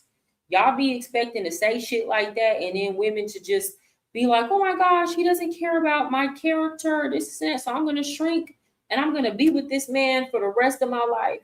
Even though, at the very least, he don't give a damn about me. At the very worst, he hates me. It's not how it works. Then y'all get upset that the women don't want to get married or have kids anymore and call it feminist. Or what? Why when y'all keep coming on the internet saying I can't help y'all when y'all get on the internet and say stuff like that? Who wants to sacrifice their body, having children, sacrifice their time, keeping a home? Who wants to do that for somebody that's ungrateful and ultimately is going to view them as expired when they don't look the same in 10, 15, or 20 years and want to switch them out for a next one? So y'all getting upset because the women are saying fuck that and calling it feminism. But ask yourself, if you had to be in their position, would you choose that? Knowing niggas are talking about they don't give a fuck about you, would you choose to sacrifice yourself like that? If it was the other way around and men were and you was the one that had to carry the baby and you were the one who had to give up all your hopes, dreams, and aspirations, and the women were telling you you ain't worth a damn, you're only as good as your look, would you sacrifice your life knowing they don't give a fuck about you and don't care about you as a human? No, y'all niggas would not do it. So stop. Called him Diddy, but Mariah sounds like you be around good women and good looking women. Lots of women are best for just good sex and good company. I don't know. I be around a lot of cool, yeah, like you said, like I be around a lot of cool women that's good people and people with like integrity. Well, like my homegirl, my real homegirls from Texas. I don't know if they ever cheated on their man. I doubt it, but if they did, they know they couldn't come to me and kiki about it. If they did, they ain't never told me because they know we not on that type of time. You can't come to me and kiki about it. All my homegirls handle their business and take care of their household and try to be about their man. It's just the men don't act right, but they be about their man. They be real about their man, but the men treat them bad. Same thing with the situation with Passport Graffiti. It's like he found a woman that was about him, that was traditional, family oriented. He couldn't feel nothing for her. So it's like there's so much mixed messaging out there. It's like what y'all saying that y'all want is not really what y'all want. This whole conversation they done talked about looks. Really, this shit got to do with sexual attraction at the end of the day. They've been taught that their salary makes them the prize by red pill content creators. When most women, let me tell you something, after a certain amount, I'm going to choose the dude that make enough money for us to live comfortably, but I like him, he's a good person, and I find him attractive, and he treats me well. I'm choosing him over the dude that makes $1 billion every day. I'm choosing that man over the dude that makes $1 billion every day. I'm choosing that dude over the dude that make $1 million every day. Because it's like after a while, the money has diminishing returns anyway. Southern, yeah, we was raised different.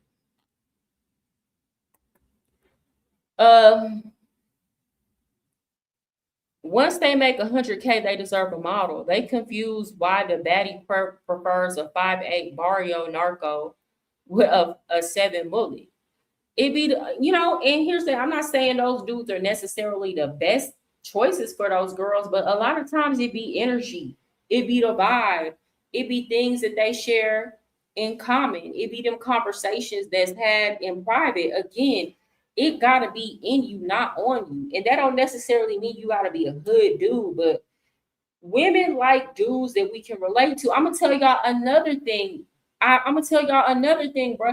Them dudes from the hood or dudes that kind of coming from the same environment you came from, they be cool to be around. Like y'all be so judgmental. Like, for example, y'all be talking so much shit about women's looks. Y'all be talking so much shit about if a woman is a single mother. When you get around those type of dudes, they don't care about none of that shit. Hell, they be coming with their kids, or they be coming with whatever they coming with. They have way more realistic standards.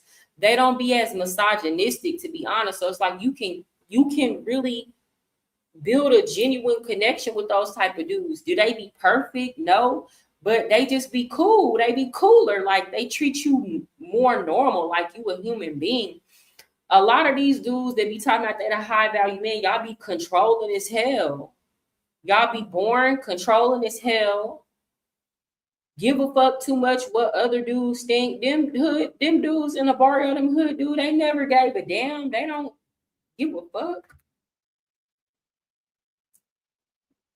They just be more so on, do we connect, all this extra shit that y'all be on. They don't be on that shit.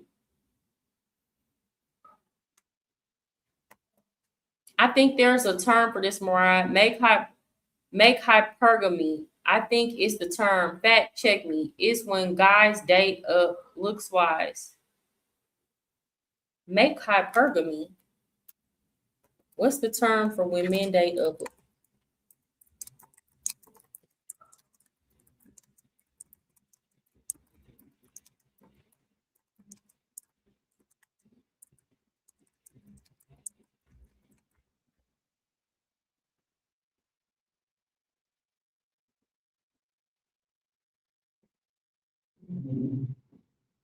I mean, it's hypergamy, but it's saying that it usually refers to when, yeah, I guess you could say it's a type of social hypergamy, even though it's saying here that more so applies to social status and money. But yeah, they practice looks hypergamy.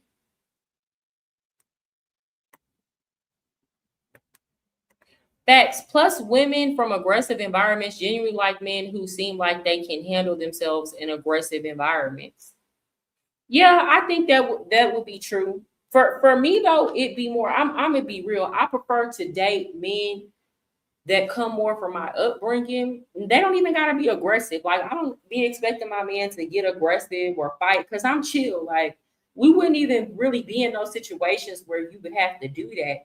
It just be more so. I don't like having them weird ass conversations. Like with these type of men, especially if you can find you one that might have came up in a rough environment, but he worked himself up to a better position in life. They're not going to be having no fucking weird ass. They're not going to hit you with no, well, what do you bring to the table? What? They're not going to have no, we not going to be sitting up having, because they insecure.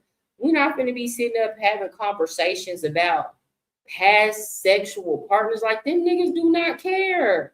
They not worried about other niggas because they know other niggas is not worried about them. Like, it just be weird conversations when you start trying to date these men from these red pill environments, and they're far more superficial in their thinking than the dude from the hood. They are. The dudes from the hood, they're more interesting, especially if it's a hood dude that like again had to work himself up from that. They're more interesting. They have more nuanced perspectives. They respect resilience, like they respect an underdog story. Them type of dudes, I could really sit there and chop it up with them about some real shit I've been through in life, and they're not gonna look and judge. What they're gonna do is they're gonna see like, oh, she survived that. These weird ass niggas that's on the internet, they hear that kind of story and y'all view it as ammunition, especially these red pill dudes or a lot of these dudes in the travel space. If I be like, hey, I went through XYZ, but I made it through this and I'm here, like y'all, they'll view that as ammunition or something to use against you. They don't see the resilience in going through that type of struggle. Versus the dudes that come from the hood, they gonna respect it all day. They respecting it 24/7. They respecting it because they had to go through a lot of shit and they understand what it took. Romeo, fellas, let a woman do what she want to do so you know what she prefers to do. Then move accordingly. Well, that's true. What's up, Royal? How are you? Good to see you.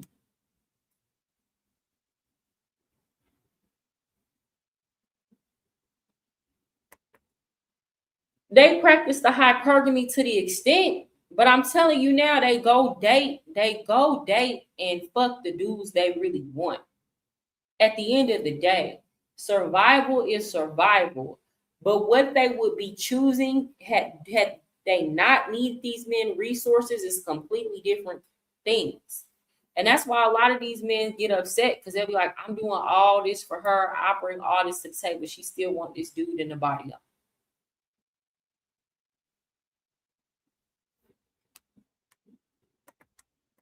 Different if you're going towards Cali where there's more darker skin, or if you're in Choco where it's mostly Latin America, Afro Latino or something like that.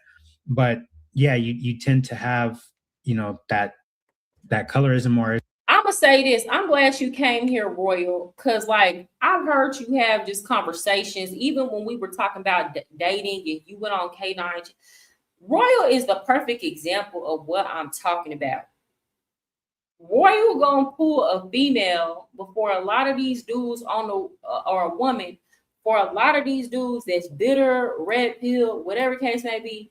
Royal gonna pull a chick before they do because he actually like women and he not on here on the weird shit.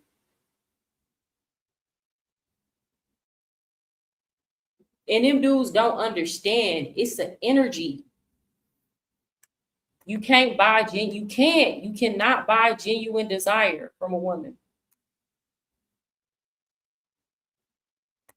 All right, I legit forgot how I used to get women once I stumbled on Red Pill. I'm still pissed. What do you mean? Why are you pissed?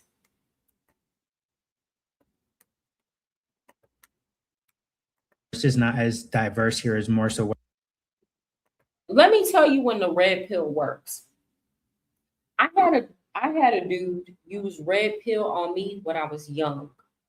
That's why they say get them between the ages of 18 and 25.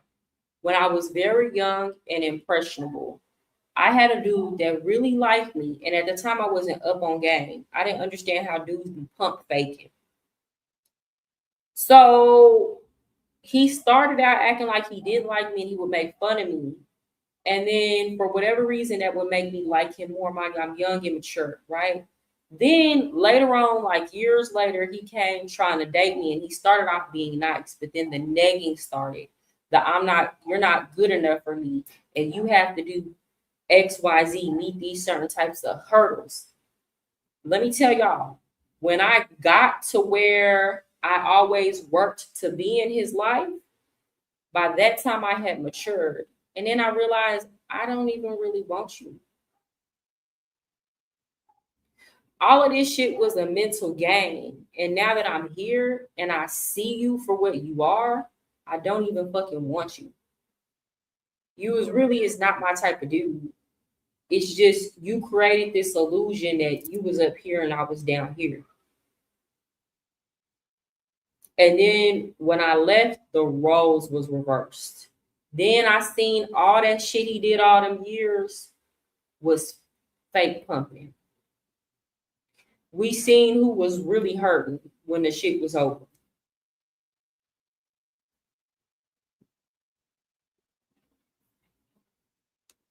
So that's what I'm saying. That red pill stuff works under certain circumstances, but that shit wear off. And then once the woman think about all the shit that you did to her, she gonna hate you. She gonna hate you. All the games you played, she gonna hate you. What I'm trying to get at. A lot of brothers deleting themselves in Medellin, supposedly throwing themselves off of balconies. I gotta go to a sleep lot because I gotta of get up veterans early. that are moving here to Medellin. I'm telling y'all as a woman, a lot of this so-called game, these men put you on, they're not gonna tell you all that shit got an expiration date. It got an expiration date. That's why it gets better to it's okay to play a little bit of games, but nothing too harmful, nothing that mess with a girl's self-esteem. It's okay to keep people guessing. It's okay to not just jump on them. It's okay to at first, but eventually, the best way to keep a woman and see if a woman is about you and she really like you is when you show her hand, if she's still reciprocating it, then she really like you. When you show your hand and that you like her and then she act disinterested, then she only interested in games. That shit wasn't gonna last no way. You make it encouraging for me and other men to know there's still women who value what's really real and like, oh, thank you, Royal. I appreciate it. Yeah, it's still real ones out here. We just gotta keep fighting a good fight. It's not a message that's sexy.